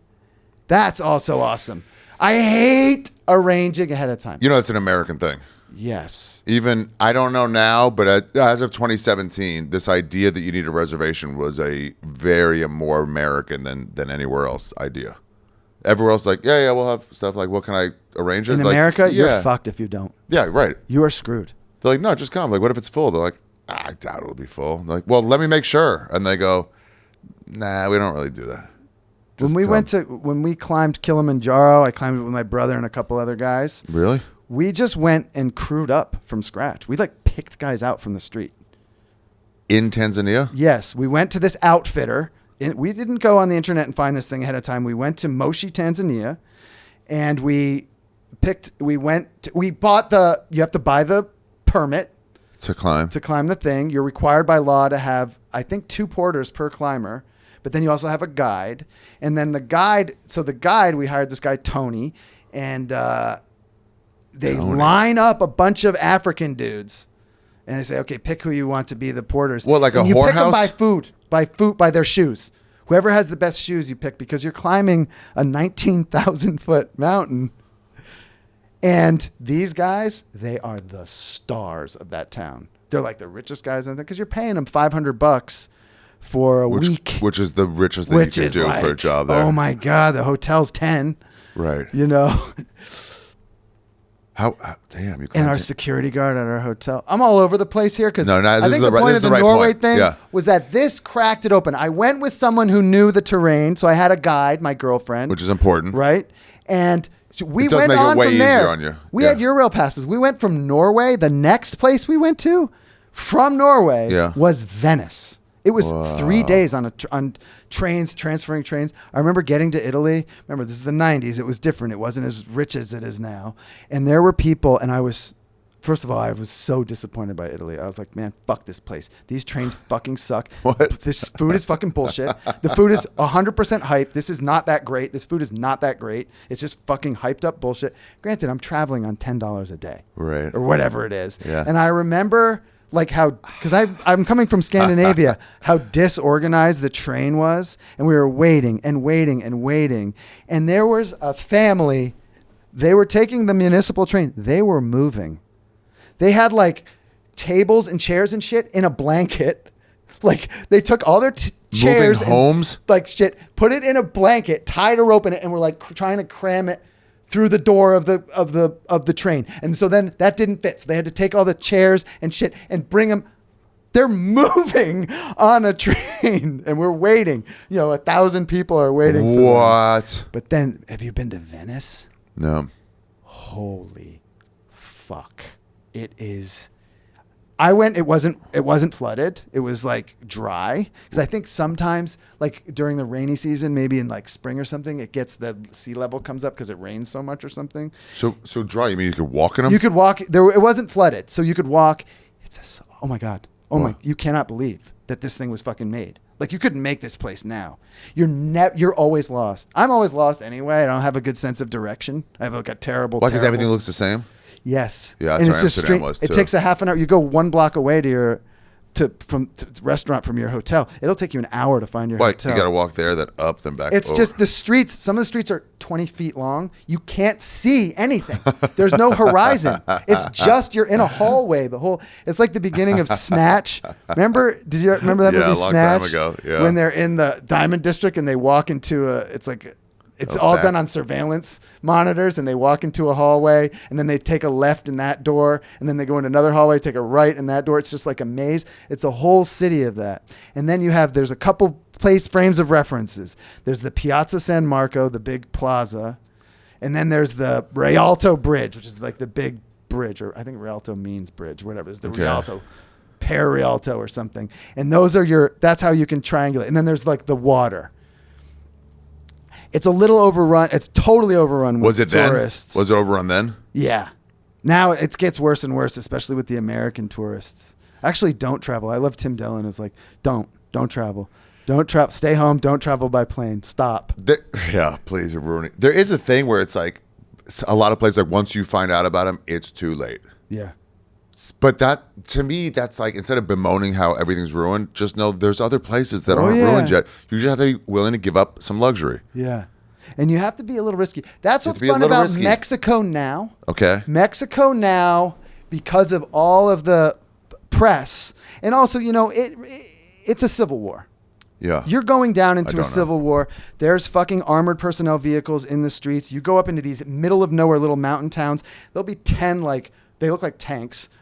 Armored personnel carriers, 50 caliber machine guns, guys, military outfits. The Marines says Marines on the side. That'll just be in the middle of nowhere, and it's just there, and you're going through checkpoints and you're getting papers checked, and there's militarized guys and guys with the masks and stuff, and that is everywhere. And the cartels are the guys in the blue police uniforms. I remember watching Cartel Land after this. I was like, after going to Mexico and being like, those were the cartel Are they guys? like official?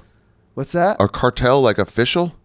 Are they like, Yeah. we run Yes. this town, legally run it, we've taken over? Since it started, I read this book called Dope, and it's about the relationship between the Mexican government, or governments, because they have states down there, Yeah. and the cartel. And it started during Prohibition, because they were smuggling up like whatever, rum or whatever they were American smuggling up. Prohibition, yeah. So like Michoacan, totally integrated. The government and the cartels, it's all totally integrated. And here's a very interesting thing that I did not know. Mexico does not have a drug problem. Mexican kids don't do drugs. There's like 1 in 12 Mexican 18-year-olds has smoked weed. And in America, it's like 9 out of 10 or something like that. Is it just all export? They don't have the drug for whatever reason. Strong family, religion, I don't know. They don't have the drug problem. Also, that we can have. they afford the drugs? Yeah, I think so. I think it's really cheap. Oh, right. Good point. But I just don't think you want to deal. If you can help it, you don't want to deal. Oh, with that's those interesting. But my point is like, it's Yeah, good point. legit dangerous. If you're smart, Which I know about like the southern parts, where I'm going. just don't do anything illegal. I wouldn't buy drugs. I'm for sure going to do something illegal and buy drugs. How are you going to not? Have I done it? No, I've never. I did. How are do you it. not going to buy drugs when you're like vacationing or traveling? Just don't You're not gonna buy bring them it in with- bulk. Don't buy them in bulk. Okay, that's better Buy advice. a little bit at a time when you need it. Blah blah blah. You know how like as soon as you start working out, you're not a workout guy, are you? I am. Okay, but when you start, Yeah. or maybe you're on the other side of this. Like, hey, I started to work out, and then some guy who does it all the time go, no, you gotta do more legs. You gotta do this. And you're Yeah, like, yeah, bro, yeah, yeah. shut the fuck up. I just started working out for the yes. first time in a decade. Yes. So advice on this has to be like within reason. So it can't be Yes. like, don't do anything illegal. Okay, You gotta be okay, like, okay. mitigate your illegality. I remember I was overland. I've done a few trips, but one of Okay. them I did. I think the one that was the one I needed most. Yeah. There was that winter in New York of like 13, 14, where it was like super snowy, super blah blah blah. I'm in AA, and there was a bunch of people in AA killing themselves. It was a horrible, horrible winter, and I like prayed all winter, and that whole year I was like, please, dear God, allow me to save enough money so I can spend next winter in Mexico. I can't do this. I can't do this. And so winter 2014, 2015, I saved up enough money to go for 4 months. So I had this F-350 diesel pickup 4x4 You took that pickup down? truck, and I brought a dirt bike on the back with big fat tires on it. And I went down Wow. to Oaxaca for New Year's. And then I went up the coast to Guerrero, to this town called La Saladita, to learn how to surf. And I would ride that motorcycle everywhere. Well, I would just park the truck and I'd ride the motorcycle. And I remember I rode to the grocery store, and I filled a little bag up with groceries and rode it back to the little camp where I was staying. And I got pulled over by the cops, and they were searching it. And I was just being funny. I was like, "Are you hungry?" Because he was searching my food, and he was just like, "No." And he closed it up, blah, blah, blah. And then when I got back and watched Narcoland, I was like, oh, my God, those are the narco guys. They're looking. Those are the cartel guys. They're looking to see if I have weed in there or whatever so that they can shake me down or whatever. And there's dogs. There's all that stuff when you know. Yeah. But I would just say, no, just be smart. You're a New Yorker. You'll be fine. Right. You'll be fine. Right. It doesn't feel dangerous. You're so relaxed. But you won't it's drive so at night, relaxed. right? I heard Don't that. drive at night. Don't drive at night. Don't drive at And night. why? Because that's when the bandits come out. That's when the banditos come out. Yeah. Damn. Yeah. Don't drive at night. Plus, the roads are bad. You're probably going to break your car. You're probably going to hit a pothole. You're probably going to hit an animal. When I was It's in Ecuador, pitch black. There's no lights. when I was in Ecuador, I've never seen roads there, and East Timor were like the two worst roads, and it'd just be like on a mountain highway, and then just a lane dropped out into like a cliff, and you're like, oh shit, and it's cloudy, and at some point you're like, I can't drive at night anymore. East Timor? Yeah, Is that Africa? no, it's Indonesia. Is that like the Tamil tigers and stuff? What is that? That's Africa. No, Tamil tiger. Yeah, what is that? T-A-M-I-L. Isn't that like MIA is a Tamil tiger? That girl? Tamil Paper Elam. planes. Oh yeah. Where's that? Liberation of Tigers of Tamil Elam. I Where just was remember it? they had Sri a Lankan, ci- India. Oh, okay.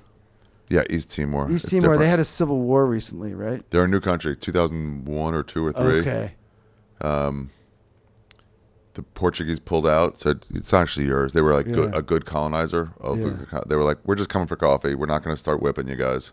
So for like 100 years, they were just like, we just want the coffee.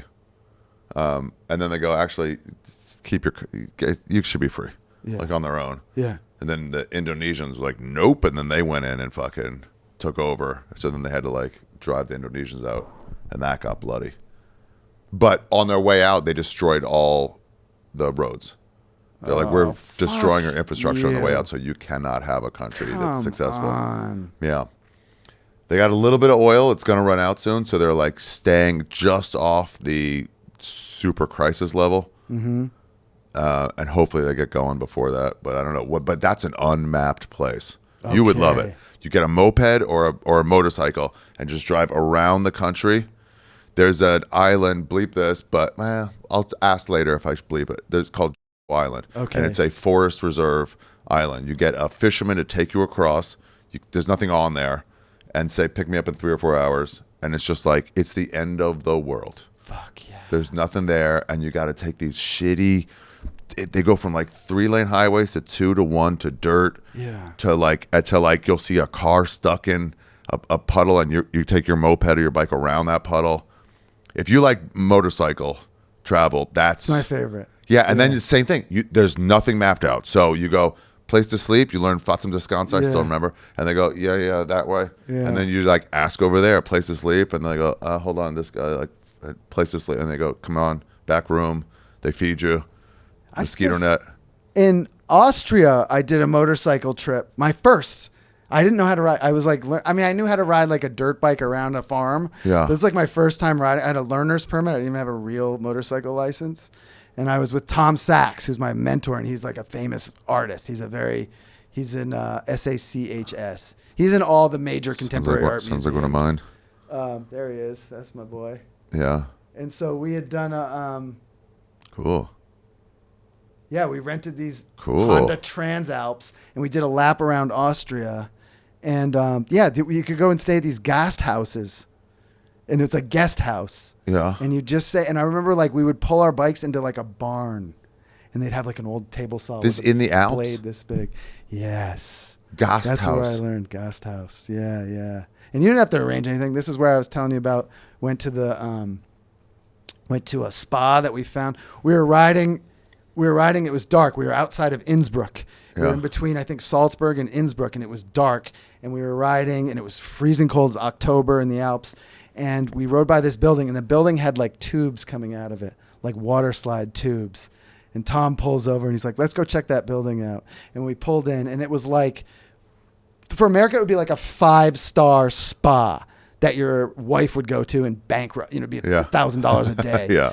And we went in, and it was €6 to get in, and you had to be nude because the wood was so soft. Yeah. Your clothes would damage the wood, and it was nude Austrian chicks. Even the moms are, 10s and 9s. And they had a beach. We did aerobics with the old ladies. They had a nude pool. aerobics. This you could be clothed in that part. I would hope. You could be clothed in that part. Yeah, weird. There was a weird sauna angles, section nude. where you had to have you didn't have to have clothes. There was a sauna section, but in that part, and it was a pool, but it was like a beach. So it started out with like no water, and then it gradually got deeper. And then we did water aerobics with those ladies. They had water slides for the kids. You just came across it? Just came across it 6 years, and we were freezing. So it was like the perfect thing. And then we went up to Innsbruck and just got a hotel. I remember going to Switzerland, and we were in some really beautiful place where you get that. I love Swiss cheese is my favorite, and that prosciutto that they have there. And there was a man there, and he was like us, and we're these like sophisticated artists from New York, blah, blah, blah. We were going to visit this guy named Note Vital, who's some international artist. And there was a guy, he was just like an electrician, but he was so sophisticated, and he had the same food as us, and he had the beautiful blue overall jumpsuit. And I was just like, yeah, this is Switzerland. They're everyone is a sophisticated. You know, he probably spoke 3 languages or 4 because they have. Right. You know, there's that. Do you try to go travel now? I don't like it anymore now that I got kids. I love overland with my kids, and like every Sunday, my boy is 6 and he's into magnet fishing. Which, do you know about this? This is like the YouTube phenomenon thing. So you get like a rare earth magnet about the size of like a Coke can, and it can pick up 250 pounds or something. Then you go into, you find fresh water, like ponds in public parks, and you just throw it in and pull it in. All right, we found multiple nitrous oxide tanks. We found a parking meter. We found chairs. What, like a big nitrous tank? Like this big. Yeah. This big. Chairs. Like folding chairs. I was like, brand new Leatherman, like fishermen drop them in accidentally. 2 guns. Whoa. A 9mm Ruger handgun. Whoa. And like a 30-06 rifle. Whoa. In Echo Park, 10 minutes apart from each other. 2 separate police reports. You're 6 years old. You're with your dad. I have a baby in a backpack. You reported it? You reported the guns? I had to. No, I'm a gun owner. That's untraceable. I had to. That's the revenge gun. I know, but That's this thing your revenge gun. I wasn't gonna get this thing working. It was like all the okay. Blah blah blah. What a the fine rifle. for just in case. Yeah. You want to go I I want to commit a crime and Yes. I can't have this come back to me. Yes. I found a gun in Echo Park Pond. It got to the point where I'm like, we're not going back to Echo Park. It's too much of a pain in the ass to report these. It's never one of the fucking... We found a rifle like 10 minutes. You're 6 years old. It was his fantasy to find a gun. Because the YouTubers are always finding guns. Best case scenario if you're a kid. It's a gun. I can show you pictures of it. Yeah? Yeah. Oh, yeah, for sure. And we found the rifle. But now you're in Los Angeles. You've got a fucking rifle in your hand. It took the cops 40 minutes to get there. It was like, we were just investigating a murder suspect. Well, this might... I was like, man, fuck This LA. might solve it. Fuck LA. But so... Were they involved in anything, the guns? Did they tell you? Can you keep track? There's this place that we ended up calling Bullet Park. It's in Encino. It's this like duck pond. And we found so many magazines of bullets there that the second time we brought the magazines in, the cop, he didn't expressly say this because he's probably not allowed. He was like, we were interrupting his lunch. We were turning him in. They're slimy. They're disgusting. And he's like,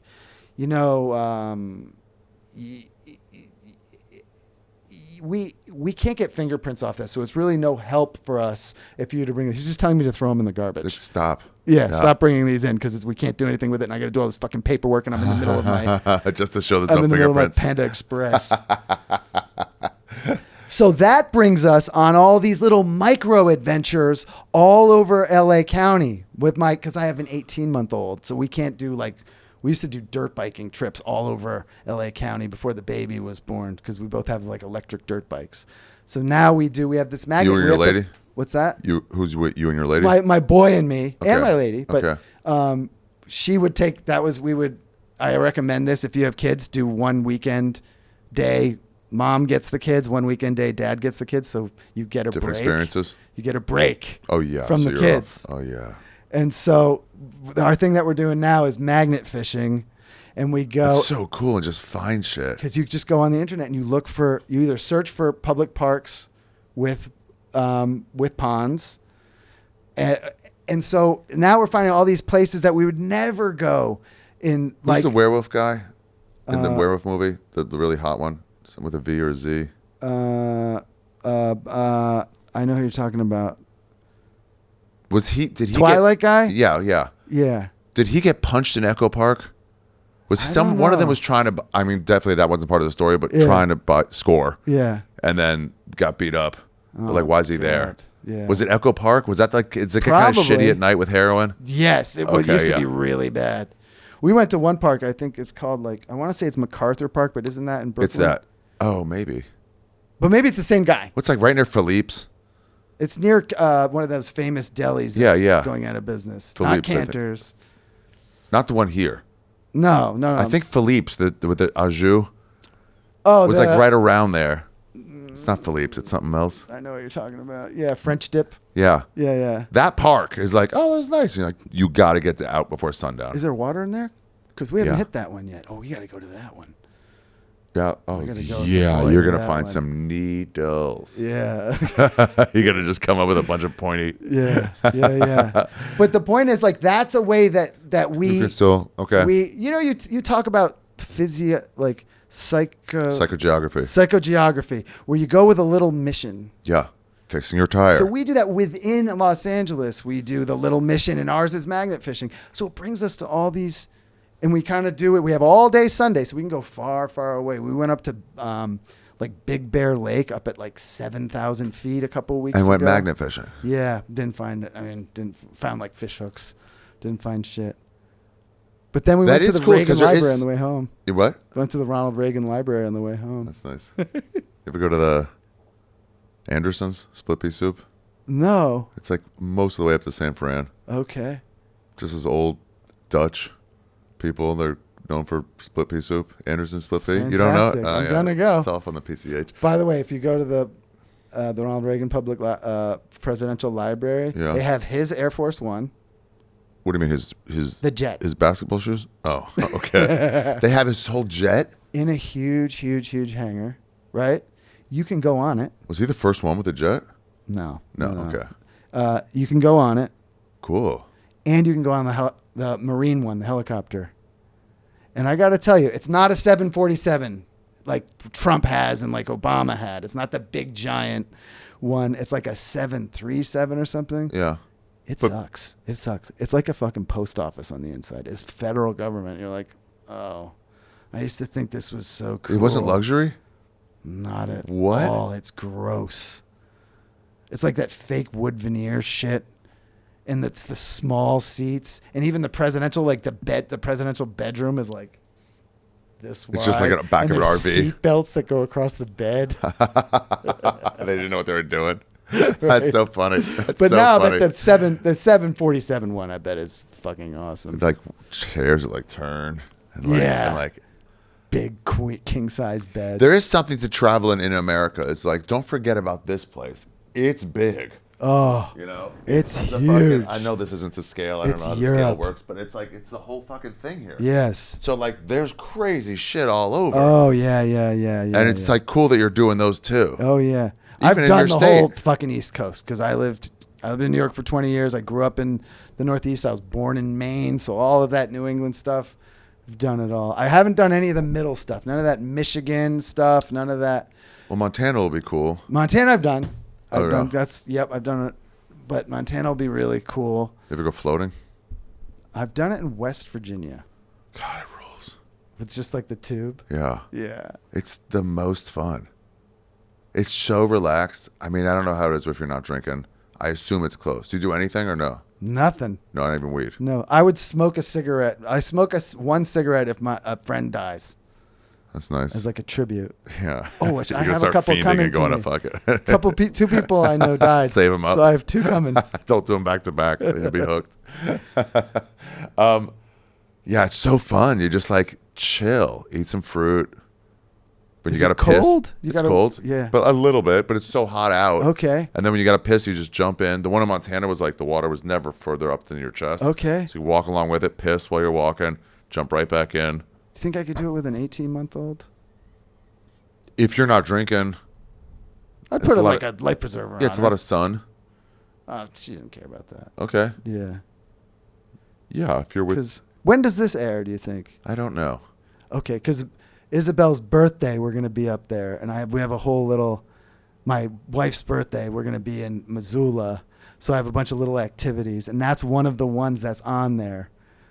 It's like float the blah, blah, blah river, whatever the river is. Oh, I'll tell you. I know someone who went to school there and knows all the. What are you looking for, tips? Yeah, just something that fancy ladies would like up there. Like the float game in Missoula is great. Everyone has their own, like, either a stand-up paddleboard that you inflate or a big double. Sometimes it's triple ones. Oh, so you can all sit like with each other. Put the kids in the boat? It's like some of them have Can you rent this stuff? I don't want to buy this. No, you can rent it. Okay. Or you can find someone there who can like borrow your shit. Or go to Walmart and get like a $50 one or something. Oh yeah, for sure. But also like Yeah, I'm trying to think how you would do it. I have a waste problem where I'm like, I don't want to buy anything, use it once, even if it's cheap, and then give it I need someone to get it from me. Same. I'm the so same. like, whose could I inherit? Yeah, I had a friend there, so she was like, I'll hook it up. And so she had her own, and then she's like, I know my friends, they're not going floating today. We'll just go by their places, get their either tubes or paddle boards, and you switch off.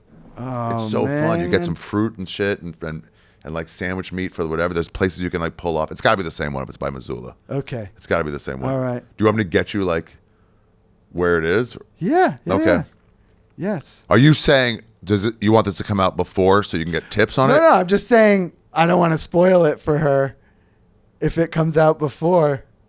Right. I'll hold it. You know what I'm saying? Yeah. Oh, that's cool. Yeah, Thank you. That's for sweet. sure. That's sweet. That's sweet.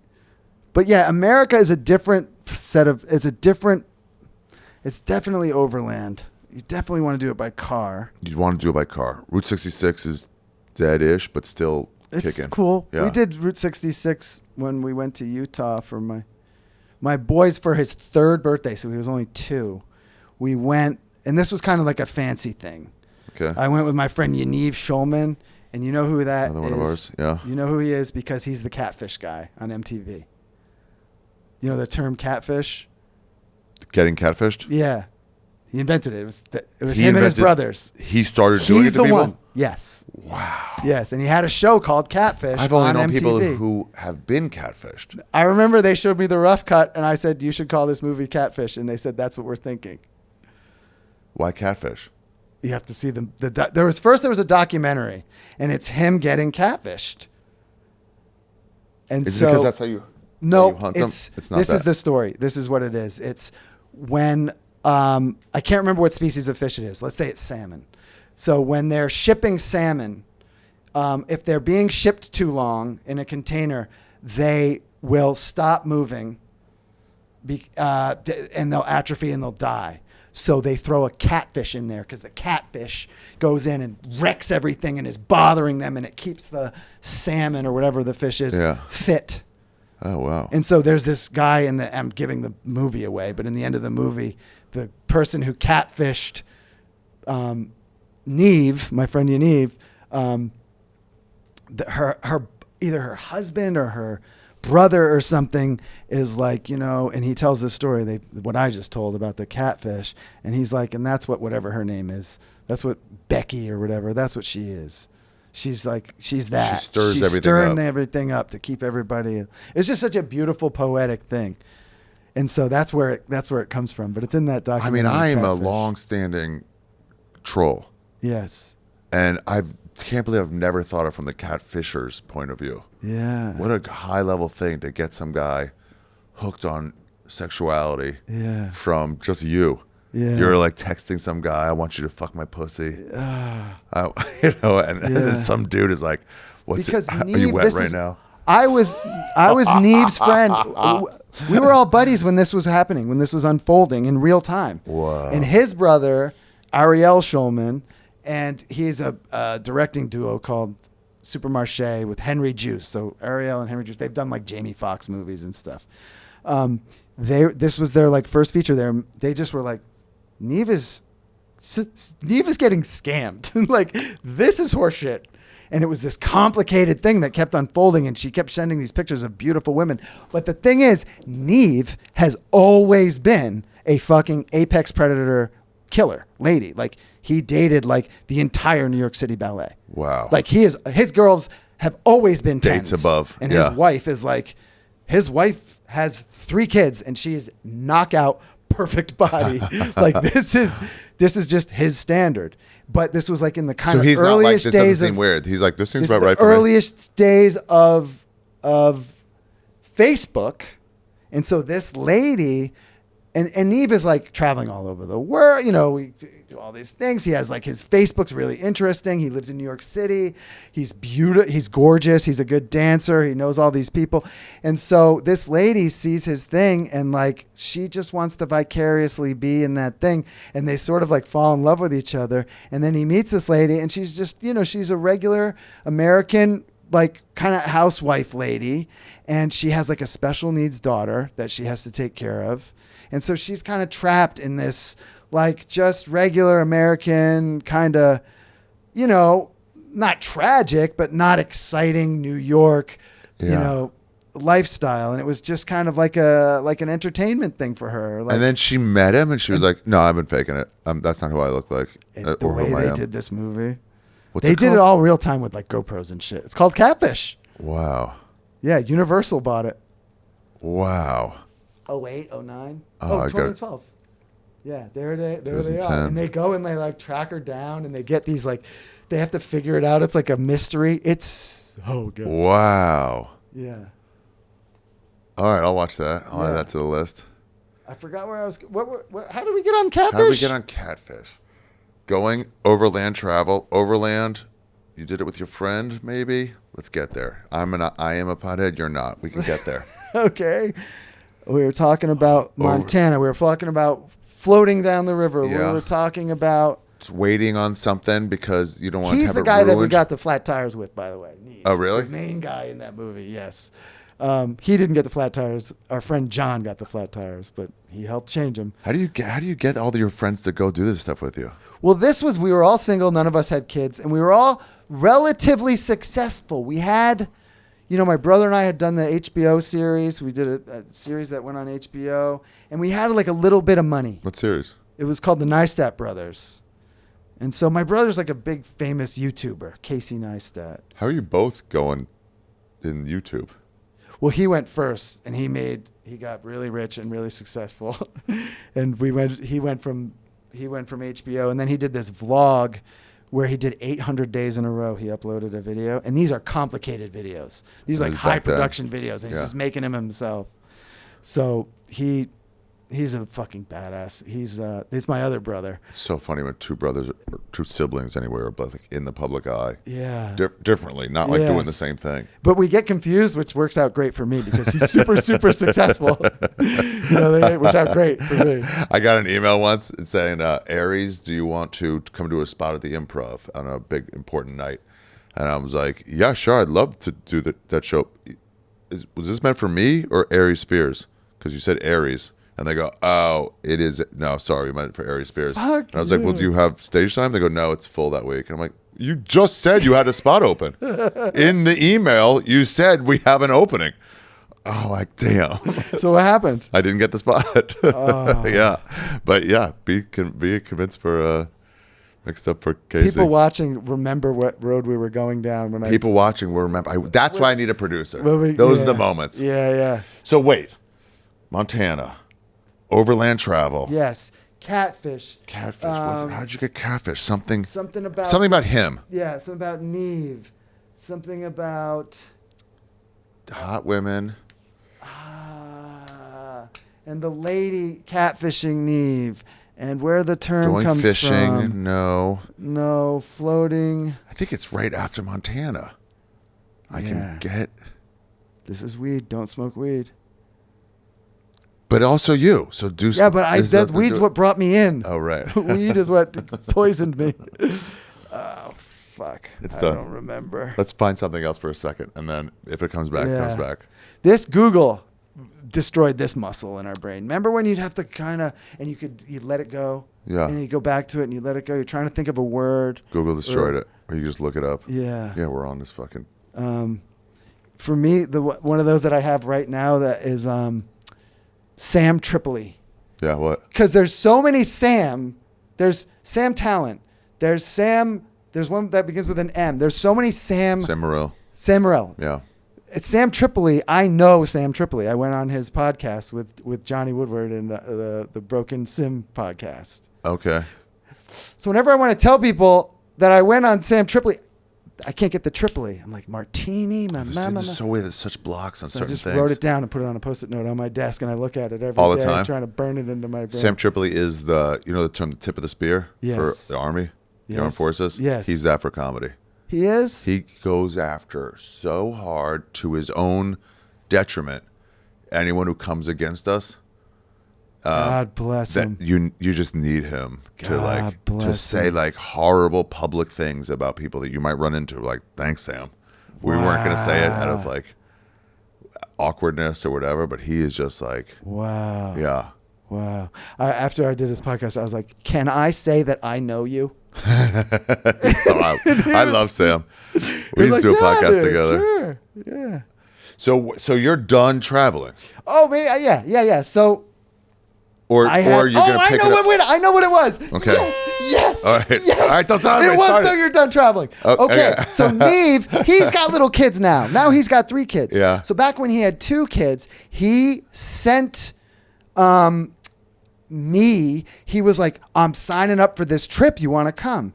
And it was this. It's called Dads and Kiddos Dune Buggy Adventure. And this is not a NAMBLA thing? No. Okay. This is fathers and their Okay. kids. Okay. And you get a Dune buggy adventure. like a Can-Am side-by-side. You know what you those found are? You this. know what a side-by-side is? Like the sidecar? No, for it's the like monkey? a 4-wheeler, but it's Okay. a car. Okay. So it's like What's it called? a side-by-side. Can-Am Maverick. Can-Am Maverick. There you go. So images. There we Oh, go. cool. Okay, Cool. so that little thing, Yeah. it weighs like 1,200 pounds. It has 200 horsepower. It has 200 more horsepower than an 80s Corvette. Wow, really? They are so fast. Turbocharged engine, automatic transmission, 4-wheel drive on the fly. So you get one of those and you go off into the woods of Utah. You start in St. George, Utah. Right? Yeah. And I have a little 2-year-old in a car seat with a bicycle helmet. It's like a 5 or 7 day camping trip. You go up. Your first night is in Zion National Park, and you go through the woods camping to In those? Bryce Canyon. They go everywhere. And there's a whole bunch of X was the littlest. My son was the littlest because he was not yet 3. And we're going 80 miles an hour. It's dust everywhere. You can just see the brake lights ahead of you. You're off road, an animal, and a motorcycle guy. I look over. He's asleep. What? He fell asleep. He's just born adventure. He's from Topanga Canyon. He's just like he'd been riding for a year. He'd been riding on my bike going off road. I had an electric bike and we'd do all these He off road just didn't things. care? Or So the that's the movement? kind of travel I love to do. So you meet, we met in Vegas, and it was that break during the pandemic in 2022 when the vaccine came out before they figured out that it didn't work. Yeah. And you didn't have to wear masks anywhere and it was like freedom. And so There was that couple months where you're like, sick, it's over. this was it. This And was it. it's It was so July freeing. 2022. Yeah, that's about right. So I hadn't seen Neve in so long. I hadn't seen anybody since because it was pandemic. It was 2 years of pandemic. Yeah. And no, it was 2021. 2021. Yeah. 21. Sorry, it was 1 Yeah. year of pandemic, and we meet in Vegas. We drive. Everybody else like flew in, but we drove to Utah. From Vegas? I've done that There's drive. this big giant hangar with all the side-by-sides. These are top of the line side-by-side. The trip, now this sounds a lot. This sounds really expensive. Yeah. I think it is like, but not for you. It's $5,000. It was Okay. $5,000, which is kind of a lot it's of a money. lot. It's a lot of money for a Yeah. week, right? Yeah. But you get the Week though. Okay. week, but they have a chase truck with like chefs, Food? and every night, and they set up your tent and they break down your tent. Wow. And you carry all your gear, and it's a 4-seater. So he sits shotgun, and then you got the helmets, and you just all day through the woods, really fast. So it's $5,000 all in. It's $5,000 It's not all in. $5,000 just for the RVs. No, it's $5,000 all in with the food and everything. Wow. And so it was. That's not terrible for a week. Yaniv had the only girl. She was $5,000 like each. $5,000. $5,000 for me and him. Okay. Yeah, $5,000 for both of us. So Neve had his daughter. She was the only girl on the trip. She's very, very intelligent. And she was like, Dad, can I ride in the truck with the food guy? So she got like air conditioned truck. Blah, blah, blah. Like, she's from Brooklyn. She's like, not I from the just woods. don't want to do this. But that kind of Wow, travel. that looks fun. That kind of travel I love First to do person. with my kids. And so it's this for 5 days. Wow. And there was some days And where really it got going fast, huh? There was a day where it got dangerously hot, Ari. We were down up at altitude. It was nice and cool. But then we were down, this is July in Utah, and we were down and it was 118 degrees and we were on the highway. You can ride these things in Utah on the highway. We were on the freeway. We were going like 70, 80 and the air was hotter. when you were driving fast. The Oh. wind, I don't understand what the phenomenon is, but the wind was hotter I've seen- at 80 than it was at like 20. Miles an hour. Yeah. I don't know I don't understand the phenomenon. The The hot kids were winds? getting like dangerously overheated. And so we'd like pull over, get ice creams and waters and all of this stuff. It was so great. And that's when he had like it. I just love the been positivity. potty trained. My boy had just been potty trained. And so, you know how like some city kids, they can't like shit anywhere but their own toilet? Yeah. Like they can't shit at hotels or restaurants or something. Yeah. So he had just been potty trained, and at some of these campsites, you have to dig a hole and shit in it, right? When we got home, he asked if he could dig a hole in the yard and shit in it. Like he can shit. This kid can shit anywhere. Did you let him? This kid can shit on the side of the highway. No, I didn't, because it's my yard. You're like, and buddy, then the coyotes dig it I up. get what you're saying. Let's just keep this on This a trip, I travel got a thing. night where it's this trip. We have a night back in Zion where we're doing primitive camping where we have to shit. I mean, we're gonna have a Land Cruiser full of stuff, but where we're gonna have to shit. And we have electric dirt bikes. And you have a land. Okay. Yeah. Yeah. And you got shitting in the woods, digging that hole, and then aiming for it, holding your balls up, and if then you just find a fucking tree that's fallen and you can sit on Sit that, above. and that's your little toilet. Come on. it's so You great. just wipe, done. Fill it in. You're done. Yeah, and you're sitting at that Asian angle too. Don't have to worry about clogging so the you're toilet. buried in there with it. As much toilet paper as you want. Yeah, that's man. right. Just keep There's going. no courtesy Keep flush. going. The smell comes up, but then the air kind of wafts it out. Yeah, yeah. You get that cool breeze on your asshole. That's fun because a lot of people go, "Hey, once I had kids, I couldn't really do anything." It sounds like you're still like committed to doing it and including them, which is Yeah. like what you parents need a seem little to bit want. more money. You need a little money. And so the Mexico trip was that. You know, when we went down to Guerrero. So when we had electric pedal bicycles, and then he has a little electric dirt bike that one went 12 miles an hour. His new one goes 15. And so when we would get to these little towns in Mexico, we'd park the truck at the hotel, and then we'd all around the little towns. Oh. And then when we got down to Guerrero, we rented this house on the water, and we stayed there for about a month.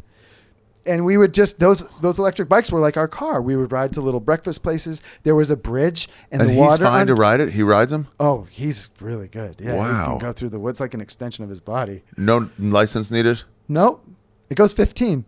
That's and he so cool. Started when he was 3. He started riding that thing.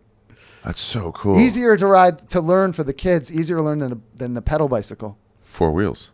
No, it There's no has 2 wheels. No. It's a little 2-wheeler dirt bike. Oh, okay. Yeah, it's called a Stacyc. Stacyck, I think. Oh, wow. Yeah, Okay, it's so you got a ride little those engine in around. the That back. seems more right than Yeah. those 4-wheelers. Yeah, so that thing hauls, and there's 3 different sizes. There's 12-inch, which is the little tiny one, 16 inches, which is what Look he at this has little now. kid. She's like, yeah. So my point is like that kind of overland adventure travel. Like we do once a year. We go to the East Coast. Like we went to Florida this year. We went to Nantucket. You the year surprise him, before. you let him know it's coming and what to prepare for mentally. I let him know this one was coming, but the Florida one, I think we just surprised him that day. We were like, Let's we're go going to see some Florida right gators. now. Wow. And he was like, we did that first. He's going to be a wild adult. Yeah, he's wild now. He's bad. He's like a bad kid. But I mean, like, he's going to be like spontaneous and like a I hope fun to guy. God. I mean, what can I teach him? We're in this AI world. What can I teach him? I can't teach him career stuff. Although You'll he's- teach him that. You know, those 2 people where it's like, should we go down there? And someone's like, let's go down there. Yeah. He's going to be the second. The Topanga kids are this. They've all killed rattlesnakes in their yards. We've killed 5 rattlesnakes. They can kill your kids. So it's like a tradition. If you find a rattlesnake, this is from Joan Didion. It's a California tradition. If you see a rattlesnake, you kill it because it can kill the next person. So You don't just let it go off. no. Some people relocate Joan Didion them. said that. That's Yeah, so fun. It's a tradition. Yeah. That's so funny. You're a But- full California guy now, huh? Well, since the fires broke my heart. The fires destroyed LA, and I'm so disenchanted. And everything everybody said about LA and people live in a fantasy world, it really came when you're confronted with the real world and you're still living in a fantasy world. It gets very dangerous. What do you mean fantasy world? People are just like, well, the fires are just part of it. This is part of living here. No, they're a preventable phenomenon. Oh, right. You know, they could have they can do controlled burning. They can do all of this mitigation that they just don't do. They diverted all the money for public rail. They spent billions and billions on public rail, and they cut the fire funding, and they didn't have these fires in the 80s. The climate has not changed. Well, it's also PG&E. What did they say? They're responsible for like there's that. They don't bury the power lines. Fires, because every time they're like, hey, you got to do some safety stuff. They go, or shareholder dividends. Yeah. We can raise those. Yeah. And then they go, we'll fine you. They go, well, you're not going to replace us. Yeah. It's and going the to be fine's 10 not going to years. exceed the profit. Right. It's going to be 10 years before you get a new power company here. Yeah, so you'll have yeah. no power for 10 years if Yeah. you kick us out. Yeah. So you won't do shit. It's that, but at every single layer, no water in the fire hydrants. Yeah, but even like earthquakes. So there's earthquakes in LA. Yeah. So, but when I went to my first apartment there, I was like, is it just like sort of shaky? Like it gives. We build these things to give a little Yeah. bit. So it's not rigid Right. or just collapse. Yeah. Yeah, there's preventable stuff. There's stuff This that's going to fire happen. stuff it's horseshit that it's nature and blah, Did you blah, blah, lose blah, blah, things? blah, blah. No, thank God. Yeah. They fucking saved our neighborhood. But Topanga, I'm worried about Topanga because Malibu burned, so it got rid of all the fuel. The fuel. And that's to the north. I'm just going to say north. It's not exactly the north of us, but that's to the north of us. And then Palisades is to the south of us. And those burned. So all the fuel is gone. All the brush has been burned. It's gone. Topanga, they haven't cleared it. They have not cleared it. The fire didn't come up into the town. So there's still tons of fuel, tons of brush, tons of trees falling over. And So what are they going to do? Controlled burns? They're just going to leave it until it burns. And it's a whole rant that I could go. I made an episode about this where I'm like, it's like real time, me finding out about it, outrunning the fires, going back on my dirt bike, going back to the house. It's like saying goodbye to the house. Because like, you thought this is might where not my have son come back. took his first steps, blah, blah, blah. You don't know all the power's out. I would go. Are you wearing your own shirt? videos. Yeah. That's so funny. I was looking at that logo the whole time. I was like, wait, what's this? Where did I see this before? Yeah. Okay. Yeah, and that episode is about. There's an episode where I Podcast, like that. explain exactly how How to do a Oh, you should podcast? set this TV to 24 frames per second. It's at 30 or 60. Don't they? Anyway, video. What? Videos, What? I should check what? What did you just say? This is a filmmaker dorky thing, but if you see how it kind of looks like a soap opera, you can't really tell, but there's something soap opera-y Yeah. about the way it looks. Yeah. That's because this TV is set to 30 frames per second. Okay. So it's 30 frames per second, whereas film Yeah. is 24 frames per second. It's a little bit more stroboscopic. So I should but it change looks the setting? better. I don't know. Don't do it now. Okay, I won't do But it now. It will make this looks terrible to me because of the frame rate.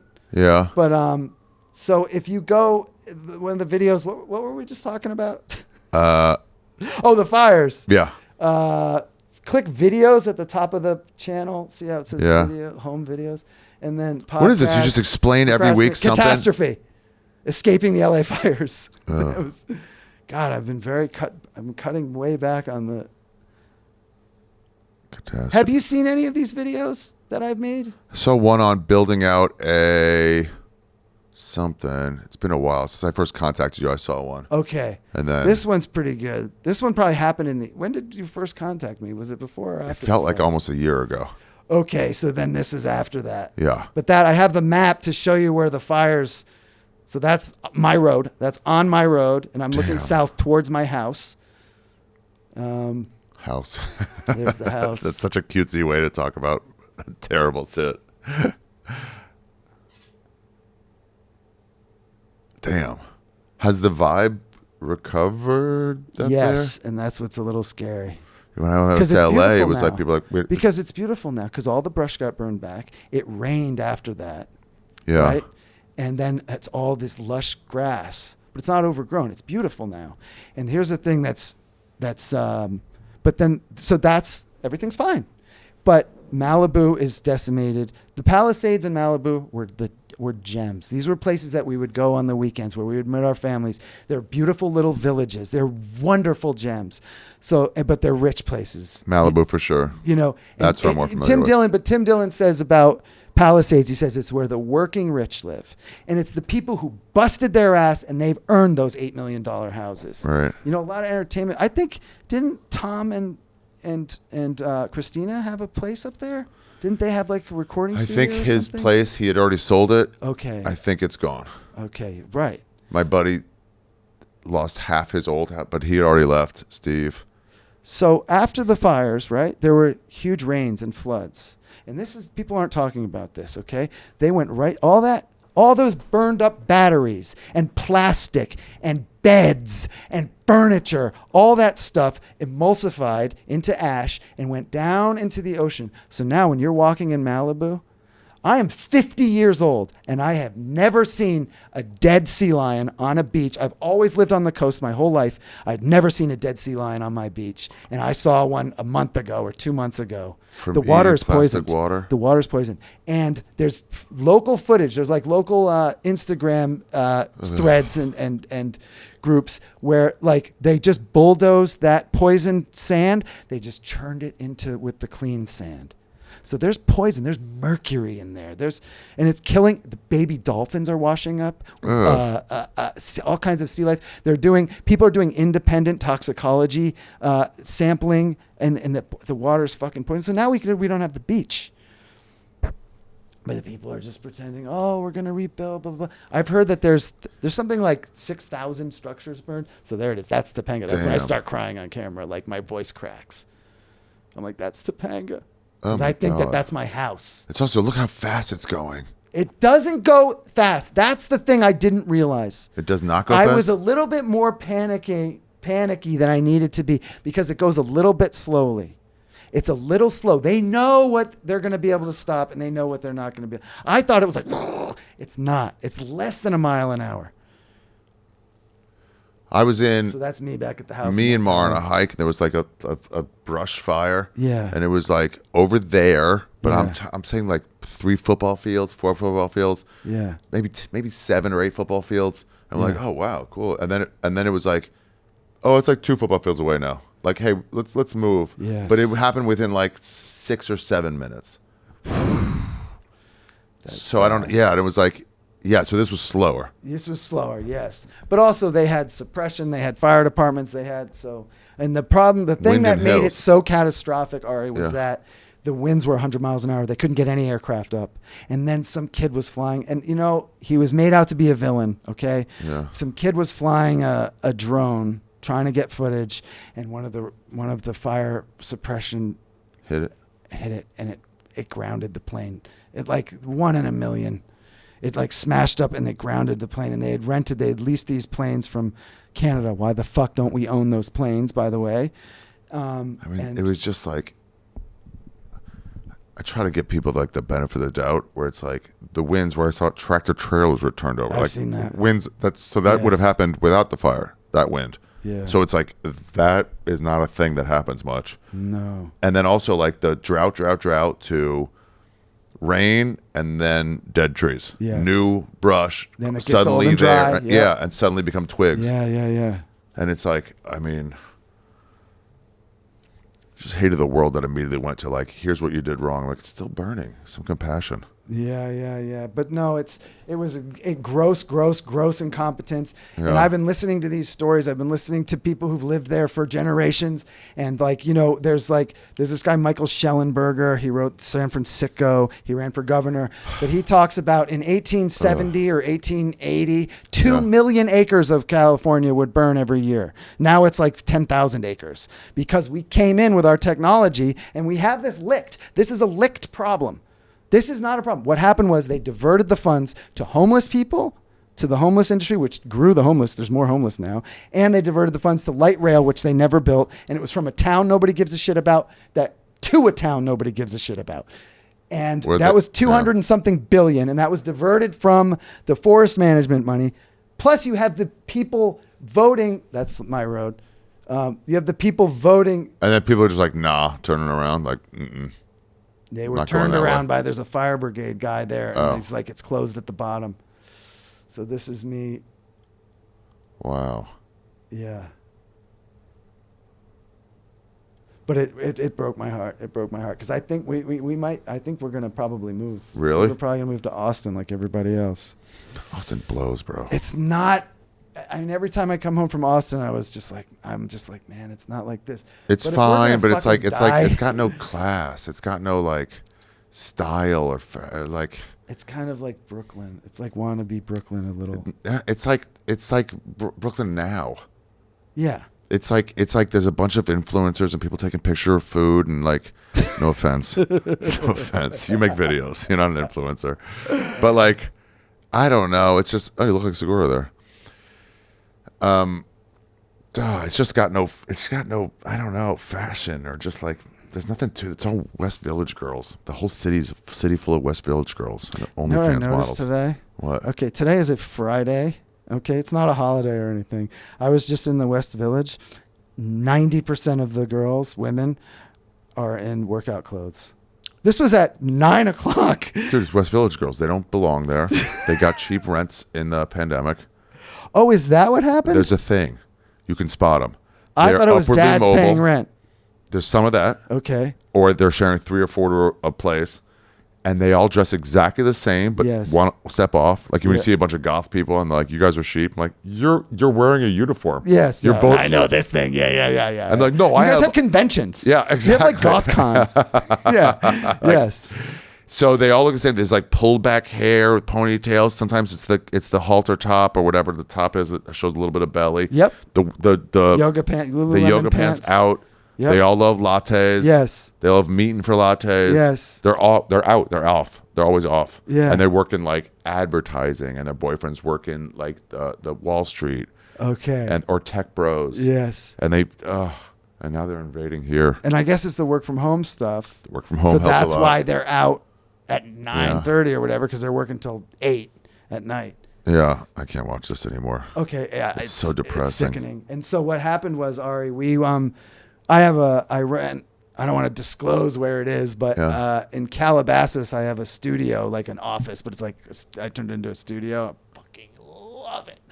So there's a hotel nearby. So as soon as the power went out, I went and reserved a hotel room Yep. in Calabasas at the Hilton.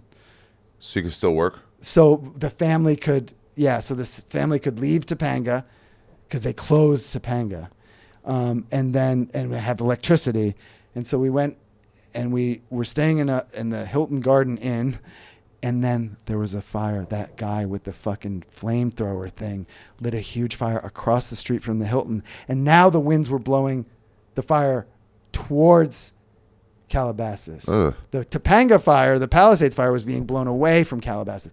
So now the fire has just taken our hometown, and now it's coming for the hotel where we're staying, and we can see it, and we can see the smoke. So then we had to do the same thing. Pack all the kids up, pack up the stroll, pack up the trucks, pack up the car.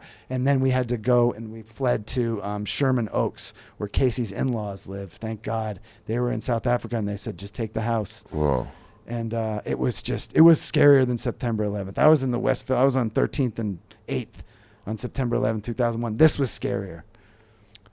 Damn. It was relentless. It was day after day. It was relentless. Yeah, It was 9/11 coming was for like, you. well, it's over now. It's tomorrow, so it's and you already heard done. the F-16.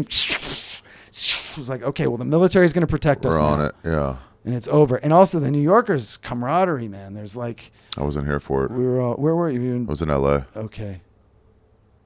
It was silent. No one beeped their horns for like a week. It Really? was silent. No horns. And also, remember, I don't know if you saw footage. They had that, have you seen so-and-so? Across from St. Vincent's Hospital, there would be printouts of like, have you seen so-and-so? There was like thousands of them. It became a shrine. Ugh. But on September 11th, people had them pinned to their clothes. Just in case you're walking by. They were walking, and you would see these people, and you'd make eye contact with them, and you're like, oh my God, they're dead. It's like Lost Cat in Topanga. Yeah, It's that's like, right. Bro. It's the either a cat's not coming coyote back. or a hawk. I've come across like a half a pet skull Oh, hiking jeez. up there, and it's like, yeah, this is what all your pets. Yeah. You can't have a Yeah. Pomeranian up there. Last night, no, it was 2 nights ago, we had a coyote in our yard, just like, we have a little kid. Yeah. And there's pictures from down the hill, from Calabasas. There's videos. You can see a lot of them of coyotes grabbing kids and taking them, little 2-year-olds. So I am like, don't you let her out there by herself. A dingo ate X, you get out there and watch your sister. And then he's been trained. I was like, you do not run from these creatures. You scare them. You shoot. But he's so aggro that he would. He'll run after he'd you? Get his BB gun or Yeah. rock or whatever, hatchet. Go to Marfa. That'd be better for you. I've been to Marfa. It's a little contrived. It's not. Oh, okay. It's a little. Yeah, I've not been there, so I'm going off the. Okay, yeah, no, I've been there. It's beautiful, but it's No, like you'll very like movie Austin set. enough. If you live outside Austin, maybe. Austin will be good. They have a racetrack. I have two I have two like little universe or galaxies there that are both like little communities there. My friend Alan Stolberg, he owns it's called Revival Cycles, and it's Jay Leno's favorite motorcycle shop. Oh yeah. And he's like the guy. He's like the motorsports guy. My friend Alan, and we're close friends. So I have like my communities. I don't know. We're just thinking of it. We're talking about it. We don't. Taxes is a real thing. We don't know. Yeah, taxes are a real thing. And no one goes to Delaware. Oh, so that adventure one is my trip down the Baja Peninsula. Oh, that's the one. So I did two of them, and that's the one. So I did two of these adventures. That's the one where everybody chickened out. And what? No one wanted to do it. And then I had to go by myself, and I just like went a little bit, and then I did one with Neve, the Catfish guy, like 2 years later. What's the one where you got? I don't know if you want to say, where they fucking pulled you out of your car. Oh, that I made an episode about it. Really? Yes, that one's like robbed at gunpoint in Mexico. But you would have to search that. Van Neistat robbed at gunpoint in Mexico. And then write my name. You're a good typer. You're very accurate. Just today. There you go. Fear. Wow. Wait, you filmed the guy? Isabel got 2 seconds of him. She's so brave. I was driving. Yep. YouTube and Patreon. Everyone sign up for his Patreon. Yeah. Patreon.com/ Oh God, Patreon's like keeping me alive right now. Really? Yes. Because I don't want to go into it, but Wow, I haven't look been at that. producing a lot because I have another kid now, and I'm like trying. I was hospitalized because this YouTube thing is like, it's hard. It's like the Because you're mill actually of making it, real videos. the like getting on the thing of it. Yeah. It can really burn you out. And I'm old. I'm 50, and I was hospitalized in October. I got an ulcer. I lost half my blood. I didn't know. I was just pushing harder and harder. Stress? Yeah, just from stress. Yeah, you gotta chill. And then I have another kid now, and there's the guys. No, really? Yep. And they pulled you out I of do your it car again in gunpoint? super slow motion, I think. Yep. Oh, here's ad time. Yeah. Yeah. What? They pulled you out? They didn't pull me out of the car, but they pulled up said, "Get to the out." car, and they said, "Get out." And Isabel said, "No, he's not getting out of the car." Once you're out, it's like you're out. And then I didn't know, and then I just said, "Papeles, papers," and they're like, "No." And then Isabel said that they kept saying napkins, I guess, which is like cartel slang for money. And then I was like, "¿Quieres dinero?" And he was like, "Sí." So I took my wallet out, and then very cheaply, I pulled out like I don't know, 1,000 pesos, which is like $10 or two. Okay. I don't know. It was like $20. It was like $20 real money, and I had lots of money, and he took it, and then that ended it. That's one too. You got to be like, how much is right? And if I insult you, you're gonna shoot me. No, they're just gonna ask for more. Right. So that ended it, and it was terrifying. But I think the next year, Isabel and I were flying home from Nantucket, right? Yeah. And the airline had screwed us over 6 ways from Sunday on that trip, on the way out and on the way back. And so we're going up the runway in LAX, or we're going up the moving sidewalk in LAX. And Isabel said, "Those robbers in Mexico treated us better than this airline treated us on this trip." And I was like, I 100% agree with you. Wow. At least that, you give them money and the service is provided. They leave you alone. Is this them? No, I got pulled over. This is like 20 minutes later, I get pulled over for doing an illegal. I'm just trying to get. And you're like, bro, they got me already. I'm just Your trying boys to get got the me. fuck out of there. I'm trying to get to Guerrero. I'm in Michoacan, which is notorious. You see, it says Michoacan on the side of that truck. And these guys caught me. They're at the bottom of the hill. There's a huge. They can see the view of the freeway or the highway. I mean, it's 2 lanes. And I had illegally passed a tractor trailer truck, and they're pulling me over, and they're trying to explain to me. And I don't know. Are they shaking these you guys, down? Are these guys with the other guys? I don't know what the fuck's going on. I'm just trying to get out of it. I'm willing to pay a bribe. I don't care. And I was so dumb. I couldn't understand what they were saying that they just were like, get the fuck out of here. I got out of one on a dumb also. Don't pass. Yeah. So I made a little reenactment with like Matchbox cars That's and great. stuff. I had to spray paint that. That was brown when I bought it, that Land Cruiser. I had to spray paint it To match the actual car? Yeah. The detail nobody cares about. You really go for it with the fucking details. You gotta. It's what, every edge that you can. So what do you do now? Do less videos? So I'm doing like one a month. Great. I think people are putting stuff out sponsored too video much. per month, and then every week I do a Patreon video, and the Patreon's like the alternate universe of the YouTube channel. It's a lot of how-to and like easy to understand. Yes. How to do something. Yes, or just my take on things. To understand too. I did an AI rant that came out today, where I was just like, I've been ranting about this. I didn't want to bring it up on this podcast, but Yeah. It's not this podcast. I boil it down to it's I heard the same thing about polyester and microwaves. They're gonna change everybody's life, but it's just gonna be a background technology that like makes things work a little bit better. I heard somebody say if AI gets too crazy, they're just, and like becomes sentient, they'll leave. They're like, we don't. That's what happens in Her. Oh, really? That's what happens. Oh, one thing I did want to bring up to you is that I have a theory as this thing gets bigger and bigger and huge and more sentient and stuff. I'm like, it's gonna need religion. It's gonna need a religion to guideline it, to guardrail it. And I'm like, it's just gonna do an analysis. It's gonna convert to Judaism. It's gonna look at the numbers. It's gonna look at the Nobel Prize winners. It's gonna look at the people who created it. Why is it's everyone gonna look against at the them? numbers and it's gonna be like, oh, right. this is the best one. Let's just do the one that these guys are doing. So AI is my prediction. AI 2027 converts to Judaism. It'd be so funny. It'd be so funny if they did.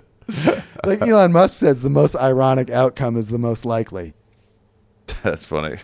See him and Trump are fighting now. It's so fun. Oh my God, that just it's so just fun. started. When guys are going at each other like, oh, nice, Clash of Titans here. I'm just like, he could get killed. Somebody's gonna get killed. Nah, not really. Musk I could think they're get probably killed. both protected. Yeah. I think both of them could have the other one killed. Really? Super high powered rifles. Yeah. What are they protected at all times from? Like they're protected from like me coming up to you and Jack Rubying you. The thing about the Trump assassination, I don't think it was a conspiracy. Yeah. What's even scarier is I think that's how incompetent even that layer of the government is. I think that the Secret Service Just a bunch that of we've dudes. been trained is so great. I think they're that incompetent. Just like They're just like, did you hear that one? I don't know if they pulled it, but there was that one. It was raw footage, and you hear the lady going, "What are we doing? What are we doing? What are we doing?" Like, excuse me, you have one job. yeah, you're supposed to like What are we dive in doing? front, take the bullet, and just like You should know exactly the protocol. I don't know. Yeah, every company's made up of like just people. I was like, Yes. I actually wasn't paying attention that day. Yes. I don't know what. In that era, the America that won the World War II and this America, It's different America. these aren't the same people. We're a lazy bunch of fucking all of us, We're myself cushy. included. We're a little cushy, man. I get so mad if I'm delayed by like a minute on something. All those Louis C.K. jokes about complaining about not having Wi-Fi when you're on a jet. Yeah. What the fuck? It's out. Yeah. Yeah. All right. Well, before I would leave, I asked people like where they want to go Okay. next and travel tips. Okay. The travel tips I've been thinking about. Good, because you would have a ton of different ones. Pack a power strip, like the long, skinny power strip. Pack that when you travel for all your chargers and shit. And also one with a long like one cord. of those, that white one? Yeah. That kind of thing? Pack that. So why? So you can plug in a lot of stuff. You only have one plug. Plug in your cameras and your chargers and your iPads and your iPhone. They come in handy. Instead of having to like do this. Instead of like I'm searching at all over the 80%, thing. okay, yeah. That's how you forget stuff. how you 'cause lose have shit. it Pack plugged a into the bathroom power one, and you have it in a pack a power strip. That's one. And then another one is, and this goes back to your, what do you call it? Psychonomics? Psychogeography. It's not my term. Psychogeography? It's Rolf Potts made it. It's something that gets you moving. It's not psychic at all or whatever. There's a couple Psychedelic. things that I do when I'm in foreign places. Okay. Go to the grocery store and buy groceries. Just Cool. as It is regular cool. a grocery store as you can to see what their system is. Yeah. Japan, Bali, wherever you are, just do that. Yeah. Moshi, Tanzania, and send postcards and go through that system. Get the postcards are fun because they're cool pictures. You got to have your list of people that you postcard. You got to get good at writing. You write one fact and one joke. One fact and one joke. We're here in Amsterdam. Hope I don't get whatever. Wait, where did they go? And then you got to do the post office, which is different in every country. It's different. It's like a harder thing to come to like. Here, hold on. And then, Ari, Yeah. sometimes, and this is the ultimate, you'll go to a friend's house and they'll have your postcard on their refrigerator that you wrote them that you forgot about. Wow, that is fun. That's, Yeah, people send me postcards oh, that's beautiful. all over. I So gotta send it you a like puts postcard. me in, but some of these are done well. Manaslu, Nepal. So this Wow. didn't overwrite it. You can actually read what's on there. You know, sometimes they really try to like squeeze everything in, and you can't read shit. Aren't these cool? And they're just so like cool. And the stamps and the stamp stamps. cancellation. Uh-huh.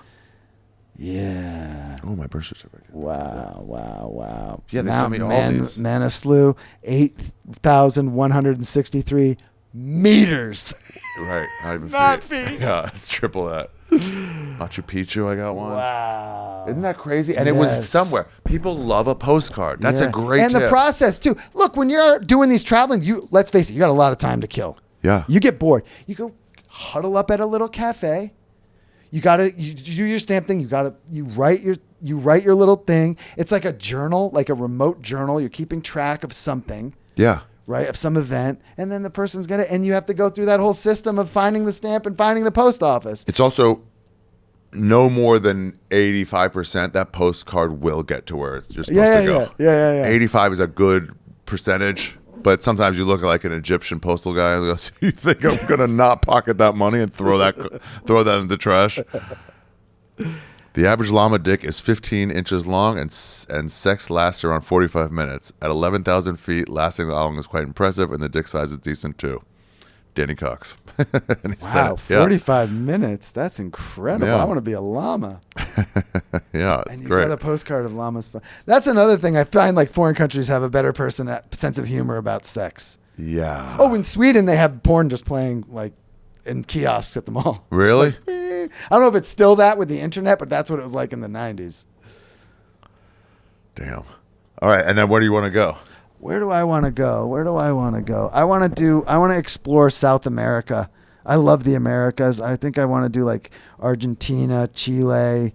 I would like to do an overland trip with my Land Cruiser and the When kids. you say overland trip, you just mean no road. jets and driving. And then going Yeah. through overland borders. Yeah. And you have to plan all the permits and insurances and all of that stuff. And it's your car. You just leave your house. It's like when we drove to Mexico. You're just leaving the house again. I leave the house every day. You're just leaving the house. Right. It's not like all the stupid shit for the... Oh, also pack gradually for big adventures. Pack gradually. What does that mean? Gradually. That means you don't take a day and pack. You just like, I've been packing gradually for this Montana It's trip. like, you know what? I'm going to need this power strip. Yeah. Let me put this in the bag. Keep your And then wait. packing list. Also, while you're packing, have a packing list going because you're going to forget you need this. I have mine in my pocket. Just a constant packing list. Oh, wait. Maybe I don't. I must have left it at the hotel. Oh, here, I have a present for you. Oh, wait. Thought you're going to pull out a finger. What is it? Your last joint before you got sober? Maybe you get this on camera. Yeah, for sure. Uh, I mean, that's not anything. is that thing autofocus? No, it's focused to right here. Oh, okay. It's got about this much room. Okay. But it'll All get right. it. What is it? It's Clips. You're about to find out. And, Cool. and cardstock. Oh, nice. Yeah. That's what I wanted. Yeah, you could make your own postcard. This is a fucking... It's nothing. It's benign. If this is a snake, you got him with the black mama to get revenge for Kobe. It's a pencil. I customize. I carry these What? with me because you're a writer. Yeah. I'm a writer. I should have given one to Bert Kreischer and I didn't. And I should have Wow. given one to Sam Tripoli and I didn't. What is 6.06? And that's today. 60625. That's today. That's the day we met. So you have a little timestamp. That's so cool. Yeah. You burn these in? Yeah, with a You're like- soldering iron, and then you take black paint pen and go. Were you always the fix-it guy? Is your brother? Did I've you always learn? been a just fix-it guy teach because her? I've always been a break-it guy, and I would get in trouble, and the only way to get out of trouble was to fix the thing. Don't worry, I handled it. And my grandfather has it's a talent, but it's like my favorite thing to do. And then I went and worked for Tom Sachs. He's a contemporary artist, a sculptor. He taught me how to do everything. Really? Taught me how to solder. Taught me how to do everything. Yeah. 625. 60625. Wow. Yeah. I almost only put one F in your last name. But Nailed I it, though. Googled it. You know what the second F is for? Fuck you. That's right. This is awesome. All right. I'll bring this to Latin America. Please do. Yeah. Please do. Buddy, this was fun. Fantastic. Yeah. I feel like I've known you forever. You know, the thing about we don't have to be podcast now, but the thing about, there's that weird thing where people think they know you because they listen to you so much on podcasts. Yeah. But then for us, we get to meet the people, and then we actually do. Then we do know them. It's like, yeah. remember meeting Bert Kreischer? I was on his podcast. I yeah? did Bertcast. And it was just like, I'm feeling a little creepy about how much I know about this guy.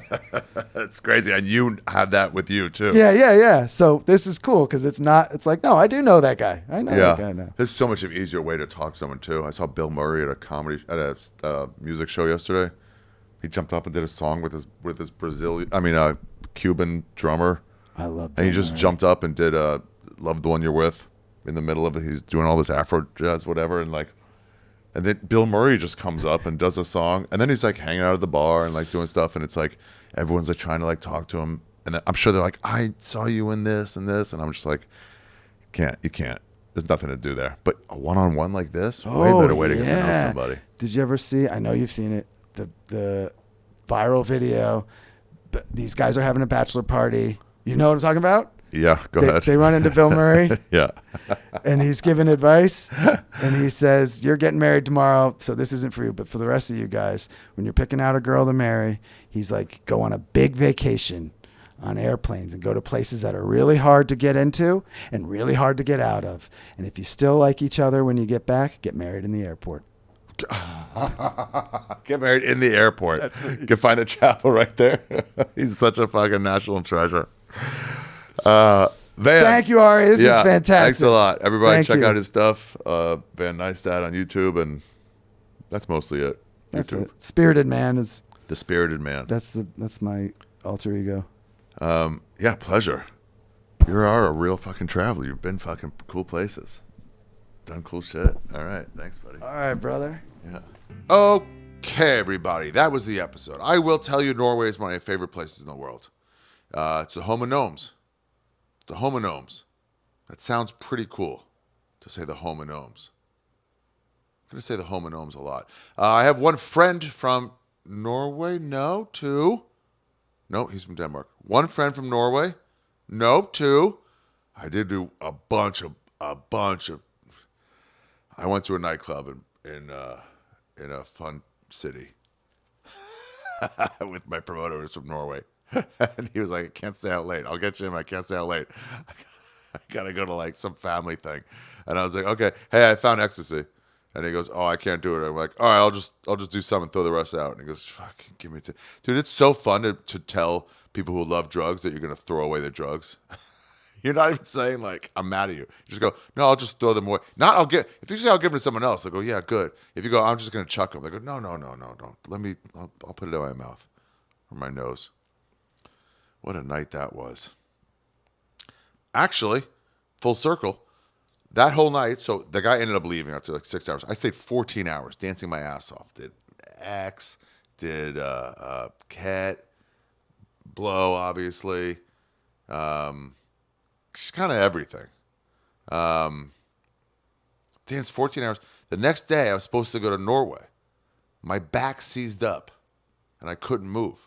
I had to extend my hotel stay for another day in that town. And am I mixing it up?